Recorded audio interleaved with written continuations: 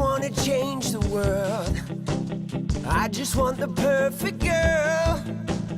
I don't wanna hang around, I'd rather be found. It gets better, I wonder, my pleasure together. Everyone's waiting, anticipating.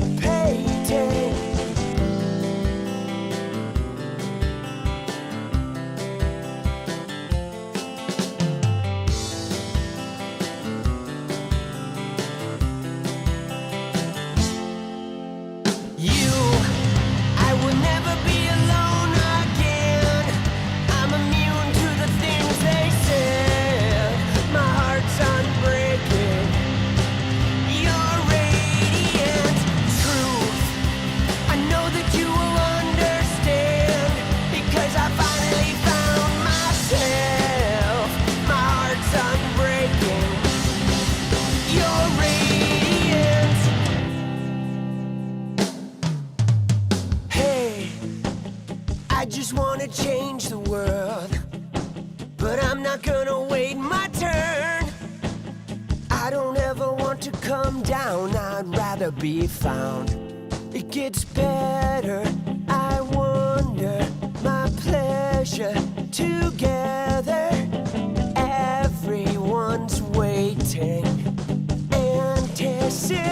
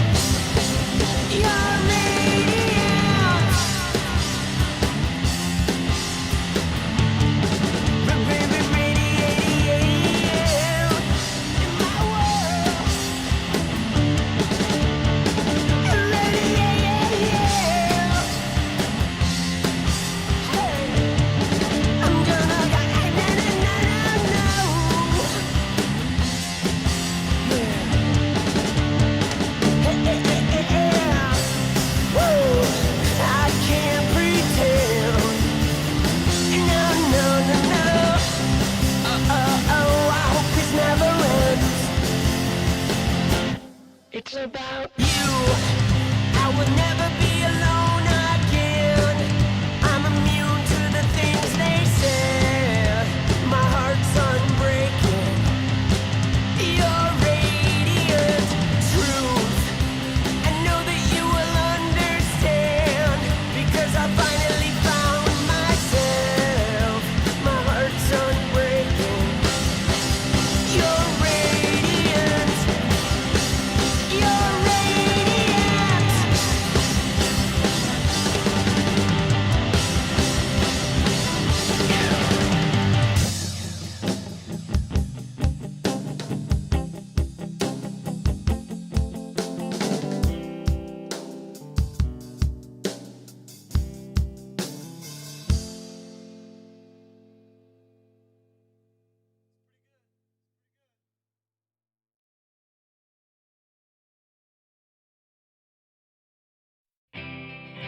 Do you need anything like I need you? It's over. Do you need anything like I need you? Drink those MAGA tears. Oh, let's go. Drinking MAGA tears. Cup of MAGA tears. Let's go! I've got no place to be. Oh! He cut his wrist instead. There's your answer. You better save yourself or else. Nothing like success. I would rather be in hell than regret. Do you need anything like I need you? It's over. Oh, do you need anything like I need you? Let's go to some MAGA tears. Oh, you know I do. Oh.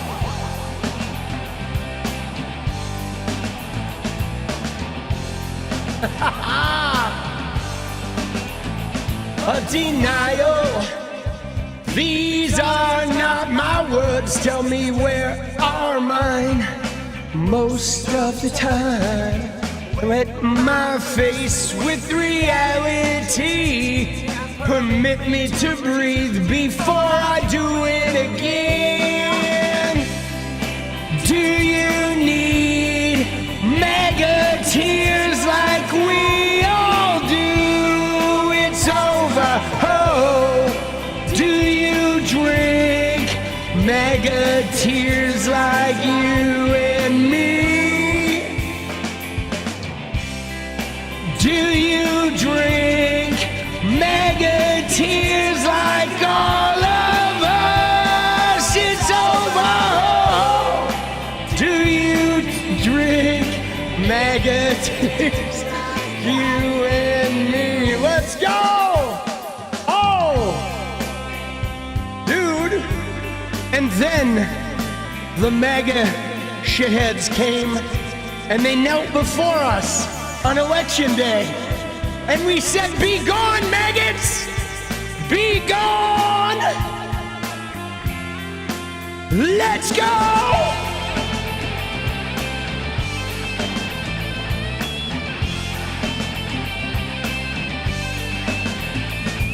Oh, fuck you, MAGA! Get the hell on out of here!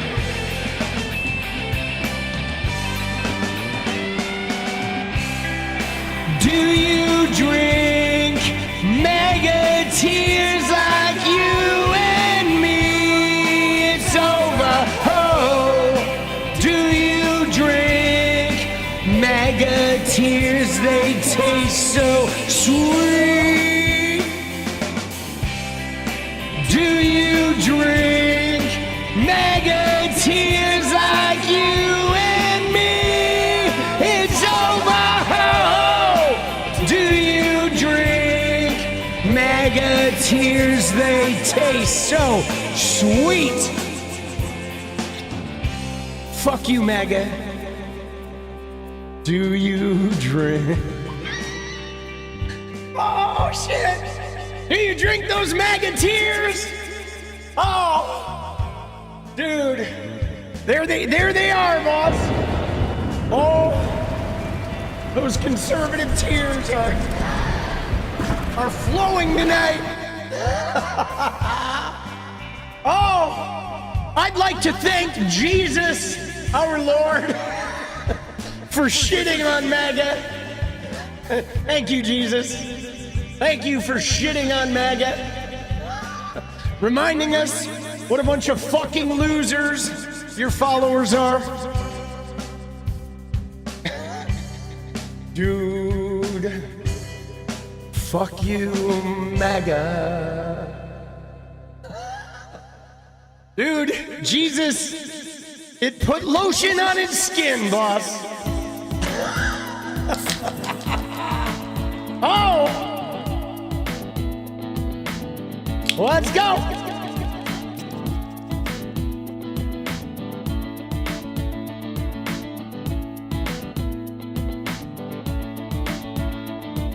MAGA tears.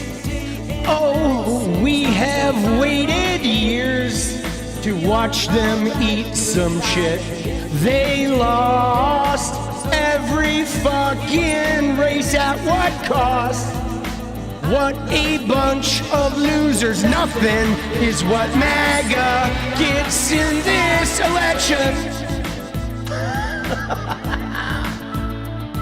Nothing is what MAGA gets from here on out. Let's go!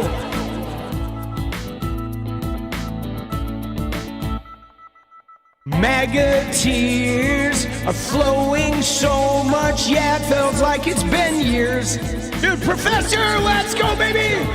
MAGA can eat a dick, and we'll see them later.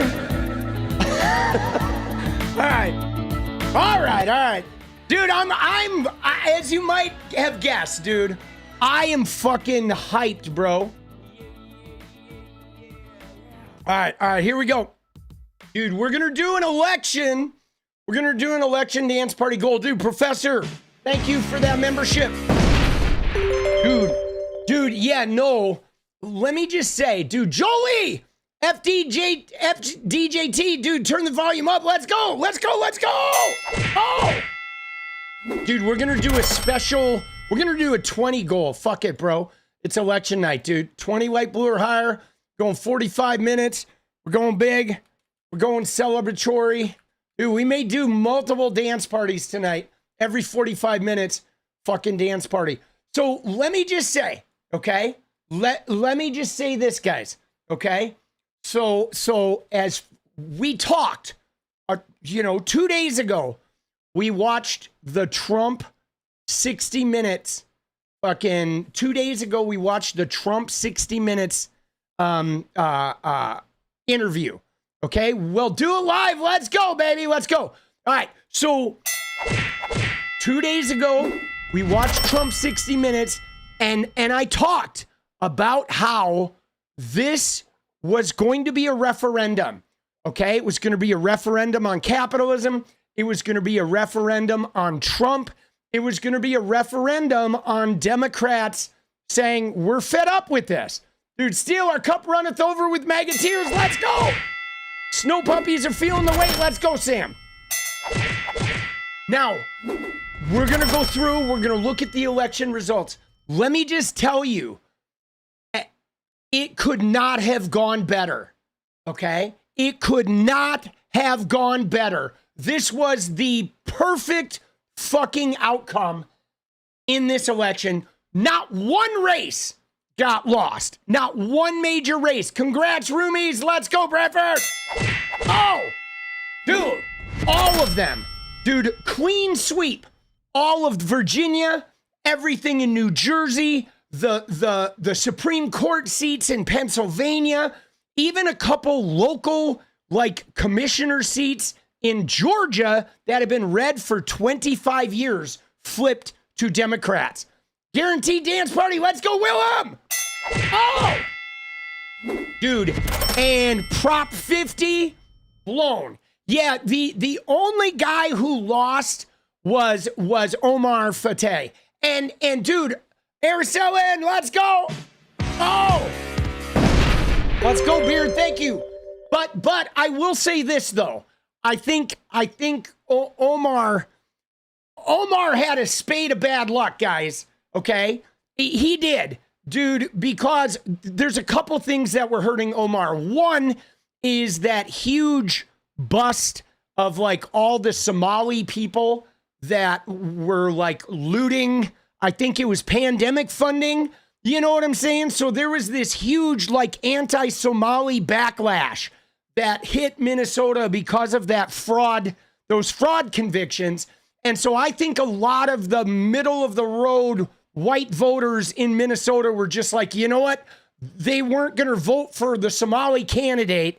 I think some of that was in play. Crown Prince, let's go. And the other thing, you said your vote in Pennsylvania mattered. Dance, we will dance. The other thing about it, right? The other thing about it was, let's be honest, Omar doesn't have the same political charm that Mamdani has, okay? I mean, I'm not saying he's a bad guy, right? I don't think he's a bad guy at all, and I certainly think he has, a great political mind, but he doesn't have that Mamdani charm, boss. You know what I'm saying? He certainly didn't have enough charm to be able to overcome the fucking backlash that rolled through Minnesota. I mean, dude, the Somali community in Minnesota is really fucking, because you know how it is. You know how the way racism is, that like when, you know, if there's a big Somali crime, that means everybody in white bread land is like, you know what I mean? You know what I'm saying? So fucking like, it's tough, bro. It's tough to overcome that shit. So I don't know about the Minnesota thing. I think I don't understand. Dude, Willem, let's go. We'll look at that. I don't know, because I thought it was a primary of sorts, but maybe it's not. Is it just an open mayoral election or what have you? But dude, what a fucking sweep, guys. What a sweep. And here's the thing though, guys. You know what is so exciting about this, guys? Willem, we will celebrate. We will, Willem. We are definitely going to celebrate. Fucking celebrating right now. Is that what it is? Dude, the second round and with just the top two? Okay, so he may still win if that's the case, right? Because it is ranked choice, right? And so yes, so it's not over yet. But let me just tell you guys, the big news is the failure of the Republican strategy, because it's not just that we won this election, right? That we won all these results, but we beat Republicans at very specific games, guys. Okay, Willem, let's go. And let's look at them right now. Dude, first off, we're going to get to New York mayor first. But first thing I want to look at is I want to look at this one. Spanberger and Earl Sears. Okay? Why is this one important? I mean, this one was huge for a number of reasons. One was Virginia had a Republican governor. Okay? Youngkin. Right? So this was a flip right here. This was a flip after Trump fucking, you know what I'm saying? So they couldn't hold the Republican governor after Trump. Punk's not dead. No, Punk is not dead. Now, number two, though, what is even bigger than the flip is what happened during this. Because Earl Sears made her entire campaign about transgender, right? Transphobia. Transphobia was Earl Sears' talking point. They did the men and women's sports. They did the bathrooms. They did the commercials. They, them, all that Trumpian shit. Like I said, though, whoever made their commercials never took a color theory class, because they fucking awful color in their they, them commercials that were not helping their cause. Keep talking. I keep filling it up. Let's go, Willem. But, dude, Willem's back with another one. Let's go, dude. Blue Wave Dance Party. Let's go, Joey. But so what this was, guys, is this was a referendum on their culture war transphobia bullshit. Okay? That's what it was. It was a referendum on their what is a woman culture war transphobia shit. And look at the total. 57. Almost 60%, dude. 15 points. Kamala Harris only won Virginia by 6 points, guys. Okay, this is nearly triple the victory from Kamala Harris in 2024. And the Warriors won, feeling good in Oakland, California. Let's go, baby! Dude, big. Now, can I show you something else, though? Can I show you, like, my favorite guy from the election today? Big wave for us. Keep fighting the good fight, team. We will. Let's go, baby. Dude, Willem's on a tear, dude. Dude, Willem is going to single-handedly get this. But speaking of the election with Earl Sears, this guy, there was this black dude who was on the news today that literally, this guy's my fucking hero, dude. Look at this guy. This guy right here, dude, hero time. Not all heroes wear capes, dude. Watch this guy talking about Winsome. Spanberg, she out there doing what she's supposed to do. See, that other lady, she need to go somewhere and sit down. Dude, you hear that guy? He's like, I voted 𝗫𝗍𝗪 because she's out there doing what she needs to do. That other woman, she needs to go someplace and sit down. Dude, that's so true, though. Dude, Willem, let's go. Because she was just so annoying, dude. She was like an interrupter, a little culture war, little gnat, like the same squeaky shit, you know, and acting like she needs to, you have to vote for me because I'm the black woman. Dude, win some, lose some, let's go. Thank you, 𝗙𝗏𝗟𝗧. Dude, let's go. We blew out everything we did, Ofo. Let's go, baby. Holy shit, boss. Dude, we're one away, dude. That was a record time for 20. All right, that was a record fucking time for 20, dude. Crazy, bro. All right, but yeah, this guy's hilarious, dude. Yeah, dude, she was fucking bizarre, dude. There it is. There's the big 20, dude. Oh, let's go, dude. Dude, that was so fast. All right, so we have a guaranteed dance party, dude. Fuck it, we're gonna try another one, dude. We'll do multiple dances. I'm gonna go back to back. We're gonna go right into one and fucking start it up. So we already have a dance party guaranteed, but now we're adding a second song, dude. We're adding multiples if we fucking get another, dude. Let's go. Oh, baby. Keep the fucking ball rolling, dude. Let's go. Dude, I know, dude. It's crazy, boss. I mean, it is a big day. But so, yeah, so this was big. But guys, even bigger, okay? Even bigger, right? Even bigger than 𝗫𝗍𝗪 and Earl Sears, which we kind of knew was going to happen. Okay, we kind of knew that was going to happen, right? I mean, I knew she was going to win. I didn't know it was going to be 15 points. But the bigger one, guys, okay, the bigger one is this one right here, dude. The Attorney General. This race, Jay Jones, this is the race that is haunting Republican strategists. The entire Republican fucking, like, I'm telling you right now, every Republican strategist in America, when they saw this result, they started breaking shit. They are literally thinking about quitting their fucking jobs because this means a tsunami in 2026. And let me explain it. Because, okay, because first off, they tried to railroad him with a traditional, right? With a traditional, Sam, let's go, baby. Thank you, boss. They tried to railroad him with a traditional Republican morality claim, okay? Where they unearthed some text messages that were pretty shady, but not exactly what they said. Mamdani's speech was one for the ages. We're going to watch it, Ofo, right? It was some word twisting going on. You know, they were trying to like, oh, he wants to kill people and all this shit, even though he was just using some, you know, pretty shady metaphors. However, what they did, guys, was they tied Jay Jones and those claims of violence to Charlie Kirk. And they tied it to their campaign of like, we are all Charlie Kirk. And they had people out in Virginia and New Jersey doing the Charlie Kirk thing. You got to show up for Charlie Kirk. You got it, right? They made this huge deal, guys.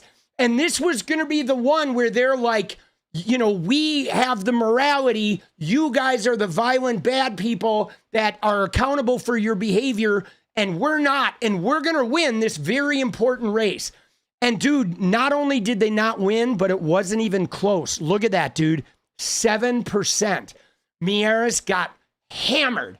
He got slaughtered because the people, the Dems didn't fall for it, dude. The people in Virginia, they didn't fall for it. You know why? Because look at this shit. Dude, if we look at Trump, let me just show you, okay? Let me just show you. You want to talk about rhetoric? I mean, we know we've seen it with Trump, but look at what Trump did in 2020. Okay, he was sharing a video of somebody who said the only good Democrat is a dead Democrat. So Trump is engaged in violent rhetoric like that. Trump has, you know, posted pictures of like Joe Biden being hogtied, and he has, you know, used all kinds of violent rhetoric and shit. They all do. The Republicans do constantly all week. They've been like having planes flying into buildings and blaming that shit on Mamdani and January 6th. Yes, all of that shit. Well, at the end result, though, Virginia said no. And Democrats said, you know what? We're not going to abandon our candidate based on a Republican outrage smear morality bullshit campaign. And I'm telling you right here, dude, this is the biggest race in the whole thing. Dude, when I saw this, I was like, holy shit, Republicans are in trouble. Now, let me tell you, though, about this. Yes, Crygo, he won by 7%. Dude, he fucking shit on the guy, even with that smear campaign. Now, let me tell you, all the other Democrats won in Virginia. Their smear campaign, their propaganda campaign had zero effect. They're tying Charlie Kirk to this thing had zero effect. None. Now, let me tell you what else. Okay, you ready? Here's the big one. So they're doing this mid-decade redistricting, right? They're doing it in Texas. They may do it in Missouri. They may do it in Indiana. They're thinking about Florida, whatever, a couple other states. But let me just tell you guys, in order for them to redistrict in that way, to add red seats, they have to dilute some of their guaranteed districts, okay? Very important, okay? Very important. They cannot redistrict any of those states to eat up all those blue seats without putting some of the red seats that were solid red into maybe they could lose territory. Now, if they go through with this redistricting and we turn up in droves with good candidates, they are going to get shellacked. It's not going to be a blue wave. It's going to be like 𝗏𝗏𝗪𝗏 said. It's going to be a blue tsunami. They have a potential to lose a whole bunch of safe seats if they start fucking around with this, right? Which, of course, brings us to California Prop 50 redistricting. Look at that, dude. Oh, my God. Dude, the redistricting won huge, bro. Huge, boss. Look at that. 7.2 million votes reported. That's a lot of votes for a, off-year election. Dude, huge, bro. Huge, dude. Oh! This is so big, guys. You don't even understand. This is so big. Like, we really turned up.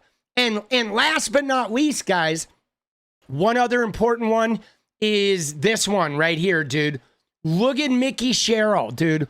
Look at what 𝗫𝗄𝗽 did in New Jersey. She decimated him. Okay? Decimated him. Now, I was pretty sure 𝗫𝗄𝗽 was going to win, right? I was almost certain 𝗫𝗄𝗽 was going to win. However, what I love about this race is I have been watching MAGA. Dude, Redbone, let's go, baby! I have been watching MAGA for the last couple months, dude. For the last couple months, I've been watching MAGA talking about flipping New Jersey. They have been so adamant about it. They have been having, like, events at Wildwood. Alina Habba's been running around. They, like, indicted Rep. McIver from New Jersey. Remember over that bullshit ICE thing? Benny Johnson has been literally, he had a whole wing of content of, like, 𝗙Ｃi々𝗹𝗏𝗪𝗏's going to win. 𝗙Ｃi々𝗹𝗏𝗪's going to win. We're going to win this. We're flipping New Jersey. He's been telling everybody, they've been telling their people, like, we're doing this. Scott Presler, okay, their little vote register guy. Scott Presler has been in New Jersey and Pennsylvania working on the 𝗙Ci々𝗹𝗏 and those Supreme Court justices, like, for months, dude. And they just got shit on, bro. Shit on. Dude, 𝗫𝗄𝗽 just shit on Jack 𝗙Ci々𝗹𝗏, dude. She boxed him up and one-pumped his ass. Now, dude, let's go look at Pennsylvania, guys. Okay? We got to look at Pennsylvania.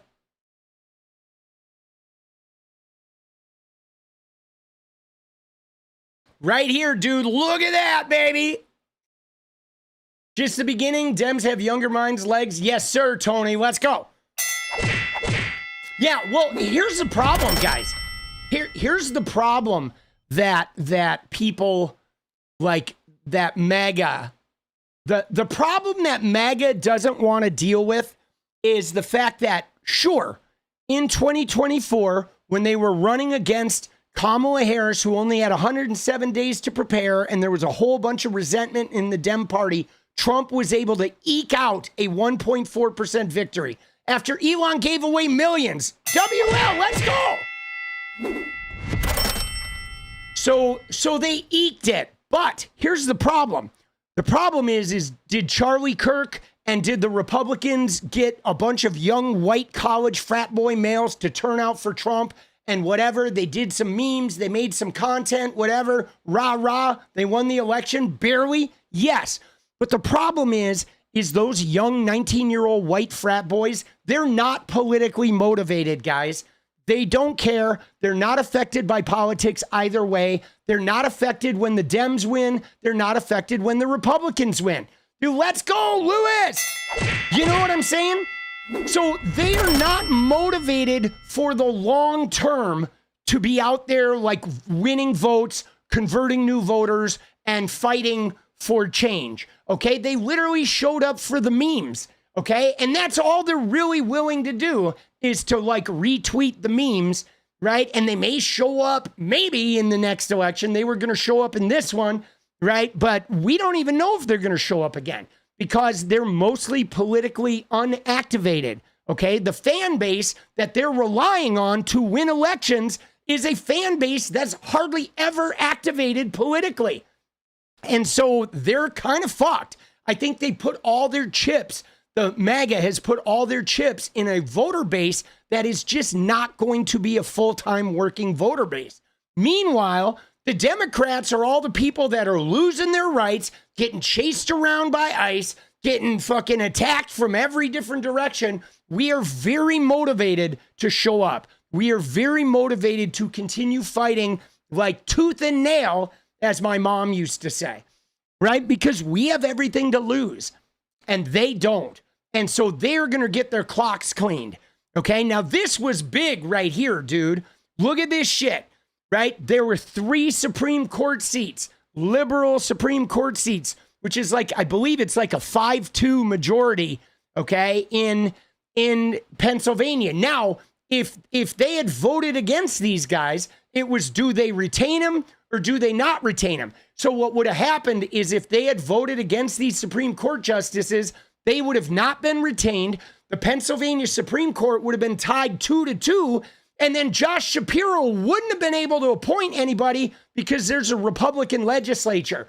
So they would have been deadlocked with no progress in Pennsylvania. But all 3 of them got retained and practically fucking 2/3 of the vote, dude. Huge win. Huge in Pennsylvania. Just a shellacking, bro. Just a shellacking, dude. I would like to take a break for a moment, guys. And can we all just sip on some MAGA tears? All right? Everybody, grab your beverage. Grab your beverage of MAGA tears and let's fucking have at it. Oh, dude, they taste so good. Dude, everything tastes better. Dude, love Dems, that dance. Let's go, Karen, thank you. Dude, everything tastes better right now. Dude, I am so happy, boss. Dude, let's go. Araceli, Punk, love your show. Keep it up. I will keep it up. Dude, so I cannot underestimate. Look at this, dude. In Pittsburgh, we got the mayor. All right, Democrat won in the mayor. Dude, Commonwealth, it looks like the fucking, there's some Dem judges that fucking got retained. Okay. Fucking, in Philadelphia, the DA, Krasner won again. Dude, just a huge shellacking, boss. Let's see what we got here. What did we have let's see what happened in Texas. Okay. There's a special election in a historically black district. It looks like these 2 will move ahead, right? State funds for the technical college system won. Prohibiting capital gains tax, right? Denial of bail, right? All right. Texas taking on the big shit. Dude, was everything blue? Yeah, pretty much, Leslie. Pretty much everything was blue, dude. Everything got blued out, okay? There was a free school meals program, one in Colorado, right? That is good, good, good. And now, let's get to the big one, dude. Let's get to the big banger, of course, which is NYC mayor, okay? Dude, now, before we get in to look at the results, because we know who won, okay? And we knew who was gonna win. It looks good for blue, yes. So, guys, let me just say that every blue candidate won, like far outpacing what was expected. And like I said, guys, okay, like I said, the biggest race of the fucking day, the biggest race of the day was this one right here, which was Jay Jones, the guy that they fucking sabotaged. Okay, Jay Jones was the guy that they had the smear campaign. They tied it to Charlie Kirk. They tried to, attach it to this Antifa left or violent narrative, yada, yada, yada, hoping they could pull some moral high ground. Like, ooh, that everybody would just back down because of this Charlie Kirk shit. And this guy won fucking convincingly. You know what I'm saying? Won convincingly, dude. Jones did. Like, hammered. Like, this guy won probably bigger than they thought he was going to win. Right? After the fucking smear. I'm telling you right now, dude, Willem, the 5 memberships, let's go. I'm telling you right now, dude, this race right here, this one was the biggest race. It was the one that I was watching the most because it was the one where the Republicans used their typical smear that usually works on the Democrats, guys. Usually when the Republicans impugn the character of the Democrats, especially in the wake of Charlie Kirk's murder and all this shit, it was like they had the perfect storm of trying to impugn this guy. And normally this works, guys. It really does. It really does. For whatever reason, a lot of times it instigates Dems or middle independents to just stay home. But they did not stay home. They showed up in force. And this is the race that absolutely broke the back of every Republican strategist in America, because now they don't know what to win on, guys. What is a woman didn't work with Winsome Earl Sears, and the left are violent didn't work with fucking Jay Jones and Miara. So, dude, they're fucked, bro. They are fucked, boss. Now, before we get into the mayor race, okay, which was a huge one, let me just show you a post, guys, from Bill Ackman earlier today, okay? Because Bill Ackman was one of 22 billionaires, right? Or 29 billionaires, right? There were 29 billionaires that put in $22 million, okay, to try and beat Mamdani, okay? They went all in on Cuomo, right? Trump went in on Cuomo. But look at what this guy said earlier today, okay? Because they have been saying Cuomo's going to win. Cuomo's going to win. And they had been doing the most racist, Islamophobic attacks, dude, on Zoran, like terrible shit. But look at what Ackman said earlier today, okay? You ready? So let me find it. Right here, hold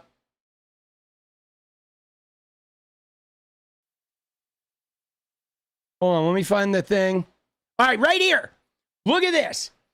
This was Ackman 6 hours ago, okay? And he said, supposedly an unprecedented 2.2 million turnout with 60% above 45 years old.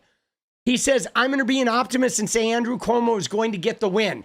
If he fails to win, it's because 𝗙𝗪𝗏 cares more about himself than NYC. Let's never forget that. If Andrew wins, he's going to be a great mayor. Why? Because he will owe nothing to the Democratic Party, and he will be working only for his legacy. He can therefore do whatever is right for NYC for the long term without worrying about political consequences. Dude, these billionaires are so smarmy. They're so scuzzy. Just pay your fucking taxes, Ackman. You fucking loser. Like, seriously. Yeah, his walletocracy, maybe, right? Dude, what a bunch of clowns, bro. But then he said, real Donald Trump is going to want to work with Cuomo to make New York great again. Say many, whatever. I think President Cuomo respect each other, which increases the chances they will work together. Now, of course, the results are in. Dude, we'll get to that, Bradshaw. So the results are in. But here's the kicker, dude. You ready? Look at that. Look at that. You see that? Dude, 𝗙ซี้𝗏 didn't make a difference, guys. Dude, 𝗙ซี้𝗏 didn't make a difference. Cuomo lost anyway. Even if everybody who voted for 𝗙ซี้𝗏, even if 𝗙ซี้𝗏 drops out, Mamdani still wins. He won more than 50%. He won the majority with the huge turnout, with all the old people, with their relentless campaign trying to convince Jewish voters that, like, it would be the end of them if they voted for Mamdani. Dude, Mamdani fucking destroyed. Mandate. Yes, tonight was a fucking mandate. Nationwide mandate. MAGA, you are on notice, okay? We're not going to put up with your bullshit ICE raids. We're not going to put up with you sending our money to Argentina. We're not going to put up with your lies about the shutdown. We're not going to put up with you attacking our health care and Medicaid. We are going to shit all over you motherfuckers. All right? Mandate. Mandate. Mandate. Mandate. Mandate. Dude, Benny Johnson is like, he's like, did somebody say mandate? Benny Johnson's ears are perking up, dude. Mandate. Mandate. Mandate. No war on Venezuela. Let's go. None of these bullshit wars. Right? The peace president's trying to start a fucking war every fucking 5 minutes, bro. Dude, let's go. Look at that shit, though. Dude, right? And look at this, though. And this is crazy. Look at this here. You ready? So while Mamdani's fucking margin of victory was similar, he fared better in Black and Hispanic neighborhoods than he did in June. He flipped the Bronx. So you know what that means, guys? So you remember how we talk about Bernie Sanders, okay? And one of the things I've always talked about Bernie Sanders was how Bernie Sanders couldn't win the primaries in the South, okay? Bernie Sanders went to the South, and the black voters there, specifically the older black voters, they would not vote for Bernie. They voted for Hillary. And so he couldn't get out of the South, which is precisely why Bernie didn't win that primary. But dude, Mamdani flipped those voters, okay? Back in June, in the primary, those older black voters went straight Democrat, and they went for Cuomo, right? But Mamdani picked him up in the general election. He found a way to take his populism to the traditional sort of Dem voters, and even though he was smeared as a socialist, he still was able to, like, bring his populist socialist DSA platform to a voting bloc that traditionally votes for the middle of the road guy. And so I think there's a lot to learn from this. You know what I'm saying? 90,000 door knockers? Absolutely. But some of it has to be in his strategy, right? I don't know. I want to take a hard look at that because Bernie, I liked Bernie, but Bernie could never flip those older black voters. He just couldn't get them, like, buying into his shit.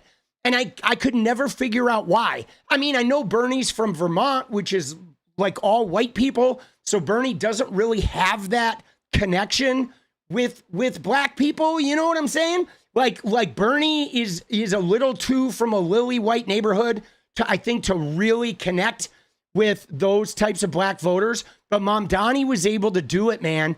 And you know, he is a little darker skinned than Bernie, so I don't know if that had an effect, but he is also, maybe he's going to lead the pathway, okay? Maybe he's going to lead the path, because what we need, guys, what I've said from the beginning is America has a unique problem, guys, okay?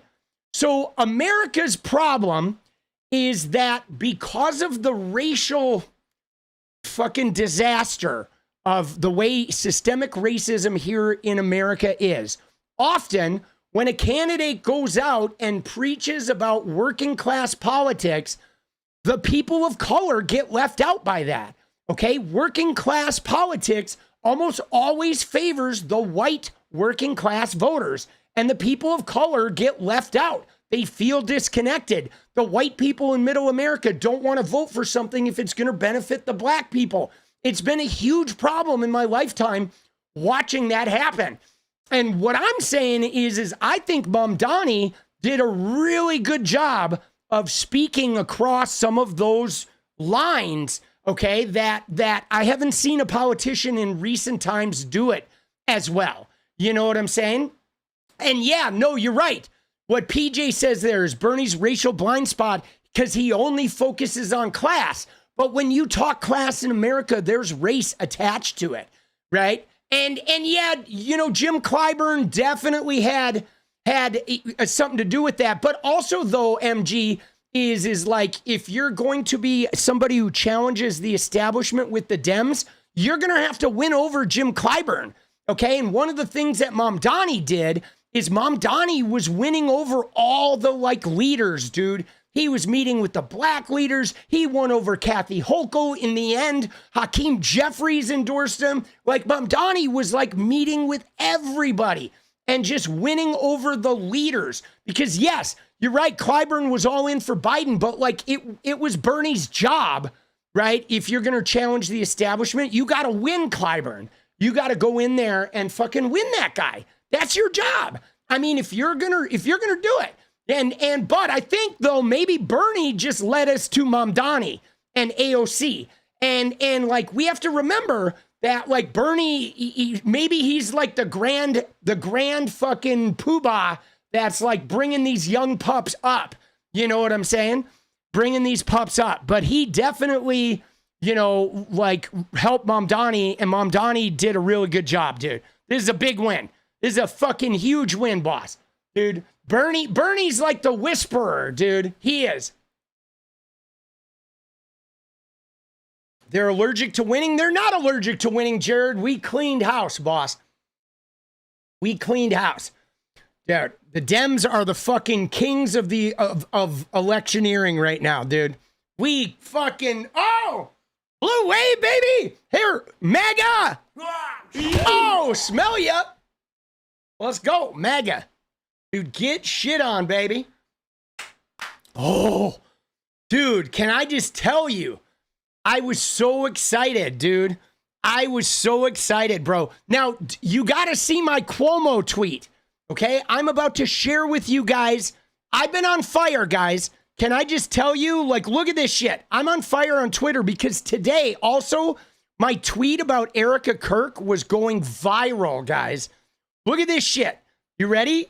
This shit blew up overnight, okay? Last night, this tweet last night had like 3,000 likes, and today it's got 28,000, bro.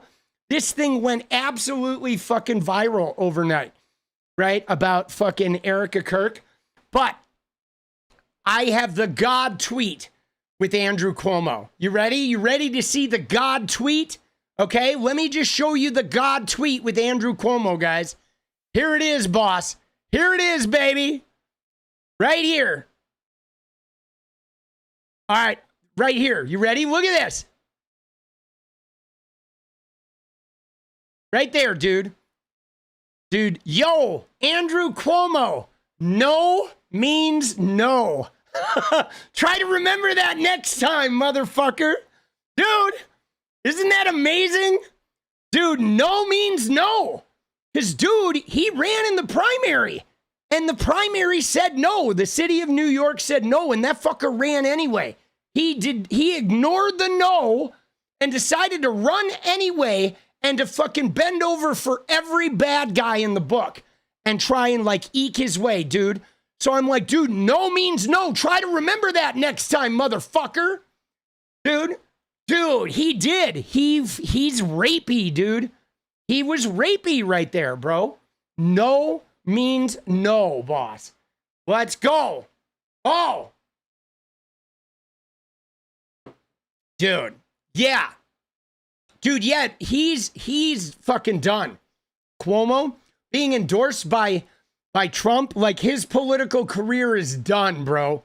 His political career is over. Dude, over. I mean, there's no way, dude.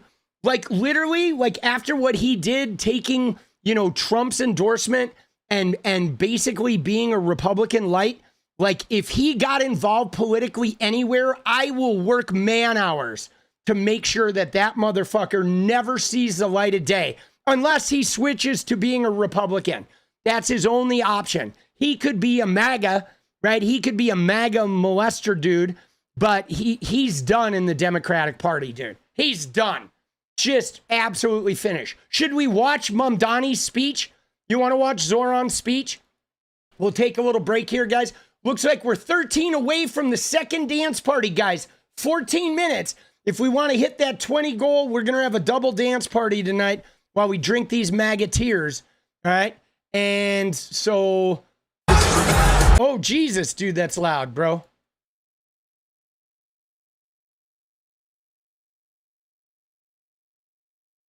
All right. Dude, Mamdani won by 9%. Okay? And 𝗙صeવ્𝗏 only got 7%. So Mamdani got more than half. So Mamdani beat the 𝗙صeવ્𝗏 Cuomo. They can't blame 𝗙صeવ્𝗏, right? And that's what I wanted to see too, guys. Mandate, right? Because you know they were going to say, oh, 𝗙صeവ്𝗏 gave it to him. 𝗙صeવ્𝗏, and 𝗙صeવ્𝗏 no matter, boss. New York is fucking Zoran, baby. Dude, my kid got his keys to his apartment yesterday. Dude, let's go. Dude, Scott Jennings, yeah, he's a fucking clown, bro.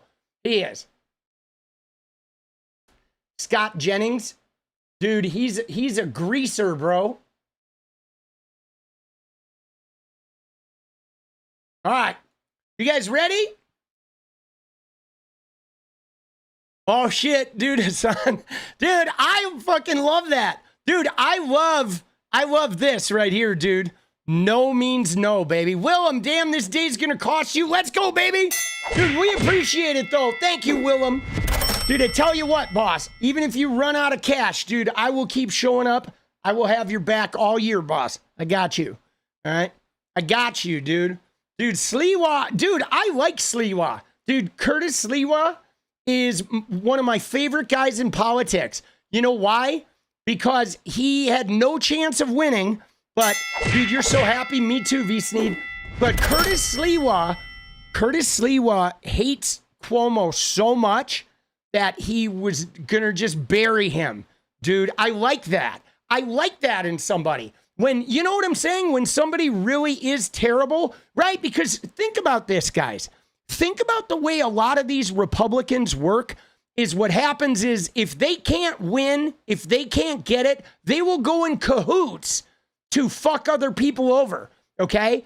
Trump does this, RFK Jr. did this, right? They will partner with the devil like J.D. Vance partnering with fucking America's Hitler to try and get theirs. They don't care about integrity or fucking, right? They don't care if they hate you. If you can get them power, they're going to buy in and become part of that. Dude, thank you, Willem. But dude, 𝗙صeവ്𝗏 was like, fuck you, bro. He's like, I know I can't win, but you know what? I'm not making a deal with you because you're shitty, right? Because Cuomo, you're a shitty human being. And so fuck you. I won't make a deal with a shitty human being, dude. And you got to respect that, guys. You got to respect people that have integrity because 𝗙صeവ്𝗏 may be a hack. He may be a guy who's not the greatest political mind, but the dude has integrity, okay? You know what I'm saying? Dude, Willem, let's go, baby. All right, guys. We got 11 minutes and 9 more, baby, and we get it. Dude, Hassan's post is good. All right. Let's see what Hassan's post is.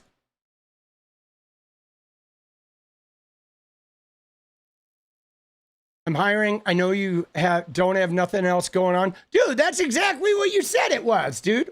Why'd we even look at that? That's the fucking, right? Oh, because he appeared on the fucking, appeared on the monitor. Is that what it's about? Dude, they put it on the monitor at the Cuomo thing, dude. Why would they do that? Dude, what the fuck is, like, is Cuomo's people trying to, they're trying to kill him, aren't they? Dude, will him because I believe in the people. Let's go, baby. All right. 8 more, guys. Dude, 7 more, baby. Gorg, good to see you, brother. Dude, let's get some of those conservative tears flowing.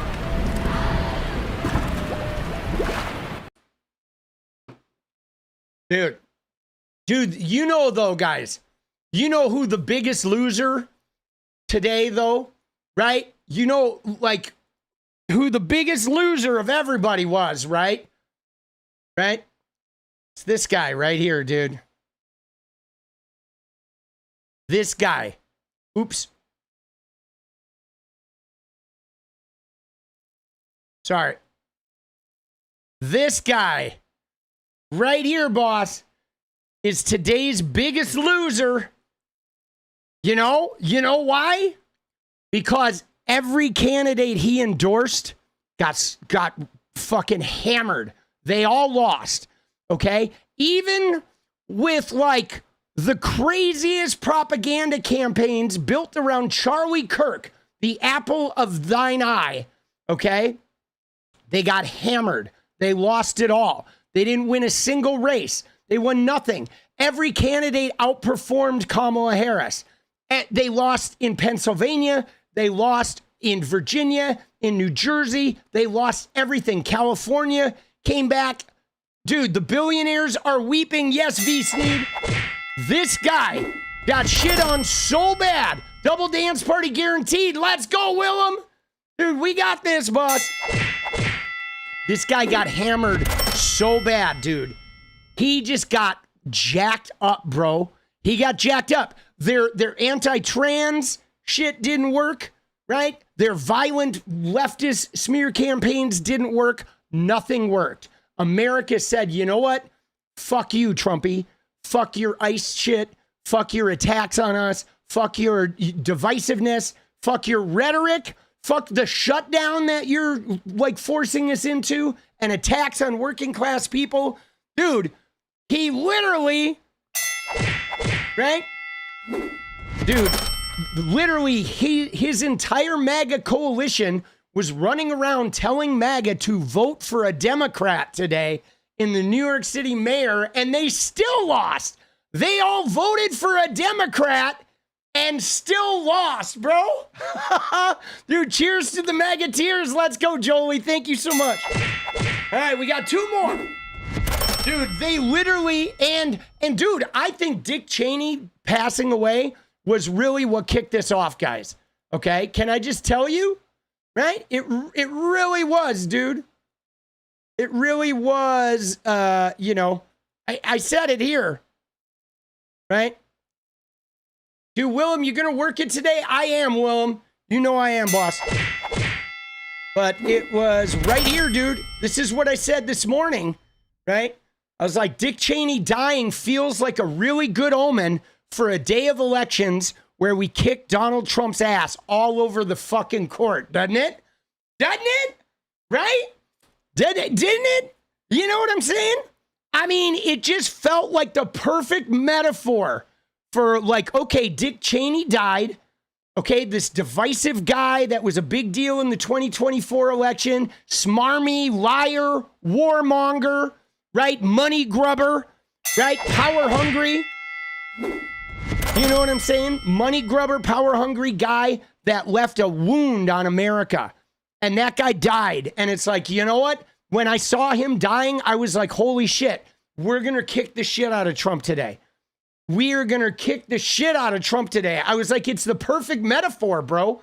Out with the Halliburton and in with the fucking new world, boss. You know what I'm saying? Crazy, dude. Craziness. Right?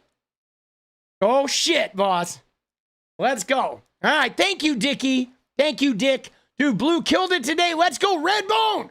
Holy shit. There it is, guys. Dude, and a record-setting night, guys. We just did 40 220 baggers to get a double dance party. So we're gonna do that. I know you guys said stay up late tonight, but guys, I gotta get some videos out. I'm trying to up my content. You may not have noticed, but I had been doing 2 shorts and 2 videos and 1 stream every day. And lately I have bumped up to 3 or 4 shorts and 3 videos and 1 stream every day. And I'm trying to get to 4 shorts, 4 videos, and a stream, 9 pieces of content every day. So I'm not going to stay up late, but I'm going to blast you like high energy. We're going to dance like motherfuckers. And then I'm going to go get to work. All right. Because now, unfortunately, I have to get 2 videos done before I go to bed, which is a little challenging because I'm like super ADD after the stream. And I get on Twitter, dude. Twitter's like my time sucker, boss. I love Twitter. So thanks for being here earlier. You got it, Janae. Flood the zone, baby. Dude, I'm not going right now, boss. Come on, bro. We're just getting started, bro. Dude, it's only been an hour. I'll be here for at least another hour, hour and a half. All right? Yeah, we're not going anywhere. But we're going to watch Mom Donnie's speech. All right? Dude, what an epic day, guys. What an epic day. I'm telling you guys, this is a big day. This is a big fucking day for America, boss. I know a lot of people were like, the elections are rigged. They're rigged. It's over. Midterms are over. Dude, it's not over, guys. Okay? It is not over, guys. I'm telling you, it's not over. All right? 2026 is not over. It's not in the bag. We have a lot of work to do. But I need you to understand that Trump is not as powerful and as scary as he thinks. That doesn't mean we don't respect the damage he's going to do. It doesn't mean we don't watch him every step of the way and fight back every step of the way. But don't let that motherfucker get you over a barrel, okay? Because he is a wuss. Dude, Donald Trump is a wuss. He's lazy, he's not talented, and he's a chicken shit, okay? And chicken shits who are lazy and not talented, they don't win. They only win when they can buy it, okay? They only win when they can fucking buy it. And Trump may be able to buy his own election, but he can't buy the rest of the country's election, you know? And yes, no, we're not going to relax. That's why I said, guys, I'm increasing my fucking content output because the thing is we're not going to relax. We're going to work harder, okay? We're going to work harder. We're going to work harder. We're going to work smarter. We're going to be more dedicated. We're going to grab more people, right? Tooth and nail. Yes. You know what I'm saying? And like, we're invested though, guys. We're invested. I want to see that motherfucker in jail, bro. I do. I want to see Trump in prison. You joined the DSA. Good for you, Lisa. Good for you. Yeah. Volunteer, poll watchers, right? Election workers, be a poll watcher, be a phone banker, be a door knocker, whatever you can do. Make content. If you don't want to do any of that shit, start a TikTok, start an Instagram, make content. Doesn't matter if you get a lot of followers or not, right? If you can make 1 political video a day and put it out on Facebook, even if nobody sees it, doesn't matter, right? Just you doing it, you creating something that you're proud of, keeping you sane, putting your voice out into the ether of all the other voices. It doesn't matter. Even if nobody sees your shit, you're changing the world. Okay. Putting yourself out there works even if you don't have an audience, guys. Trust me on this. It does, man. It's like putting ourselves out there is the most powerful fucking thing that we can do. Right. And so find a thing that works for you, that you're comfortable and have space, you know, both mentally and physically to be able to do. And then invest in yourself. Yes, I like that. Be an active witness. That's what it is. It's like investing our time and energy into being part of the solution, right? In being part of the solution. And I'm telling you guys, I've been through a lot of shit. I've been through like child sexual abuse, you know, narcissistic parents, alcoholism, drug addiction for years. I've been a parent. I've gone through complicated relationships. You know what I'm saying? I've gone through a lot of shit. And I cannot overestimate the value of simply just showing up, right? And you know what I'm saying? Is just showing up. You're saying, what if you don't have energy? Dude, you find whatever you can fit into your energy. And then sometimes you got to summon a little bit of energy. Sometimes you got to say, well, I don't have energy. Well, I'm going to find some goddamn energy because the world depends on it, right? And it doesn't have to be a lot. Don't compare yourself to other people, but you got to find some type of energy that you're willing to invest in, right? You build from what you have. You know what I'm saying? Dude, you know, and yeah, and you got to vote, right? But you just got to find what works for you. You know, everybody has different shit. You know, some people, like somebody could be like, I'm going to phone bank 1 day a month, right? And it's like perfect. You invest 2 hours a month if that's the only energy you got, but at least you're investing that 2 hours, right? It's about time showing up. You know what I'm saying? About time showing up, baby, right? You figure out what you're capable of, and then put some small price, right? Some small bit, a little bit of sacrifice. Because, I mean, fuck it. Over 500 kinders. The bravery that you all have shown, that this field operation... Small moves are big moves. ...across all 5 boroughs is going to transform our city. What all 100,400 of us have accomplished has rewritten the possibilities of mass democratic action. And it doesn't stop tonight. We all know that we won't stop at electing Zoran. We will continue to fight to bring the affordable of New York City to life. So excited to do that with all of you. And now I'm so honored to introduce the person we've been waiting to hear. We've worked for many years to bring Look at those phones, dude. New York City that it so urgently needs. He's been a friend, and he is the next mayor of the greatest city of ever. Dude.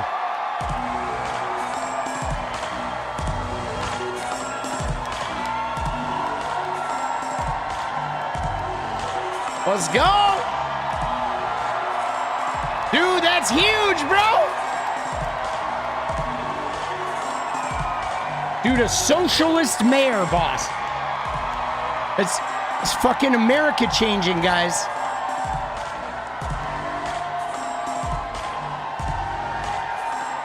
And let me just tell you guys, when he gets some legislative wins, okay, because I'm telling you, I've been watching him, what he's done with Hochul, what he's done with meeting people. He's really good at fucking uniting guys. He's really good at fucking like uniting and partnering up with people. He gets a couple wins and this shit is going to spread like wildfire, okay? That's all we need. All we need is to get a couple wins when you're taking care of the people, and they're going to start wanting this shit in fucking Omaha, Nebraska, right? And Lincoln, Nebraska, and Muscatine, Iowa, and fucking, you know what I'm saying? It's like, it will spread, guys. Mark my words.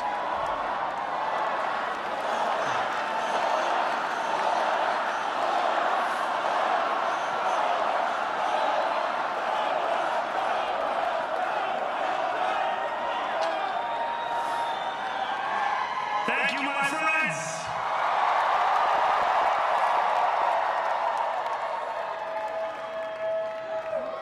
The sun may have set over our city this evening, but as Eugene Debs once said, I can see the dawn of a better day for humanity. All right. For as long long as we can remember, the working people of New York have been told by the wealthy and the well-connected that power does not belong in their hands. Fingers bruised from lifting boxes on the warehouse floor, palms calloused from delivery bike handlebars, knuckles scarred with kitchen burns. These are not hands that have been allowed to hold power. And yet, over the last 12 months, you have dared to reach for something greater. Tonight, against all odds, we have grasped it. Dude, that was like, I got a little misty there. Dude, Nisa, let's go. So happy we have Blue Wave. Love this channel. Thank you. Dude, I got a little misty there. Like, no shit. Because of the descriptions, right? Of like the people lugging boxes, the burns on the cook's hands, right? The callus from fucking riding the bikes, you know? And like thinking about all the working people that like the billionaires and the wealthy elites look down on them and act as though they're lazy, but they're the ones that are literally breaking their bodies, doing work every fucking day, and they get nothing. They get no receipts at the end. They get nothing. They work their whole life and they don't get shit. And then the billionaires are like, my tax cut's not big enough. How dare you expect me to pay like 0.1% of my fucking money, you know? And it's like, fuck that, bro. I am so ready for a working person's revolution. You know what I mean? Like, but we got to hold him to this. I don't want this to just be lip service. You know what I'm saying? Like, we got to see some fucking results, you know? Like, I want to see him be successful. I want to see him like, you know, like make this shit actually start happening, you know? The future is in our hands. My friends, we have toppled a political dynasty.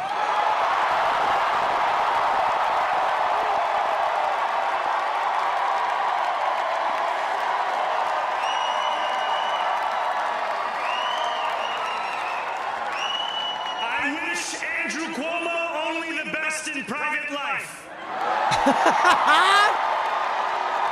Dude, can I just say that like everyone in New York believes in him now? Okay? He's got the momentum. Everybody in New York City believes in him. He's got the governor, Hochul is behind him. He has all the big leaders from all the different ethnic groups behind him. He has all the tools now. If he can fucking pull off some of these wins, it is going to be like country changing. It could change the political landscape of America forever. You want to move to New York? Let's go. My son literally got the keys to his first apartment ever. Okay, my son is 20 years old. He literally just rented his first apartment he's ever had in his life. He and his girlfriend got the keys yesterday, and they're in Brooklyn, and they're super excited. Tonight be the final time I utter his name. As we turn the page on a politics that abandons the many and answers only to the few.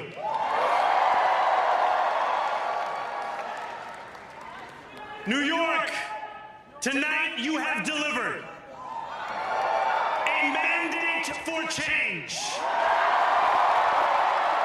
Mandate for a new kind of politics. A mandate for a city we can afford. Mandate. And a mandate for a government that delivers exactly that. On January 1st, I will be sworn in as the mayor of New York City. No fucking way! Let's go! Oh! And that is because of you. So before I say anything else, I must say this. Thank you. Thank you to the next generation of New Yorkers who refused to accept that the promise of a better future was a relic of the past. Let's go, dude. Toku, thank you, boss. Dude, what a fucking inspiring fucking speech, guys. You know what I'm saying? This is world changing. And dude, we all kicked some ass tonight. We did. Dude, like I said, if you guys haven't seen the beginning, we ran through all the fucking races. Okay, we ran through everything. Dude, Justin, let's go, baby. Let's go. Thank you for those memberships. Dude, we ran through all the races, including the ones that I think were critical, that really show what's going to happen in 2026. I saw somebody mention Gavin Newsom, and guys, let me just tell you, okay, I know there's a lot of like back and forth about Gavin Newsom, whatever his corporateness or smarminess or this, that, or the other. I've been watching that guy's career since he was in San Francisco as a mayor.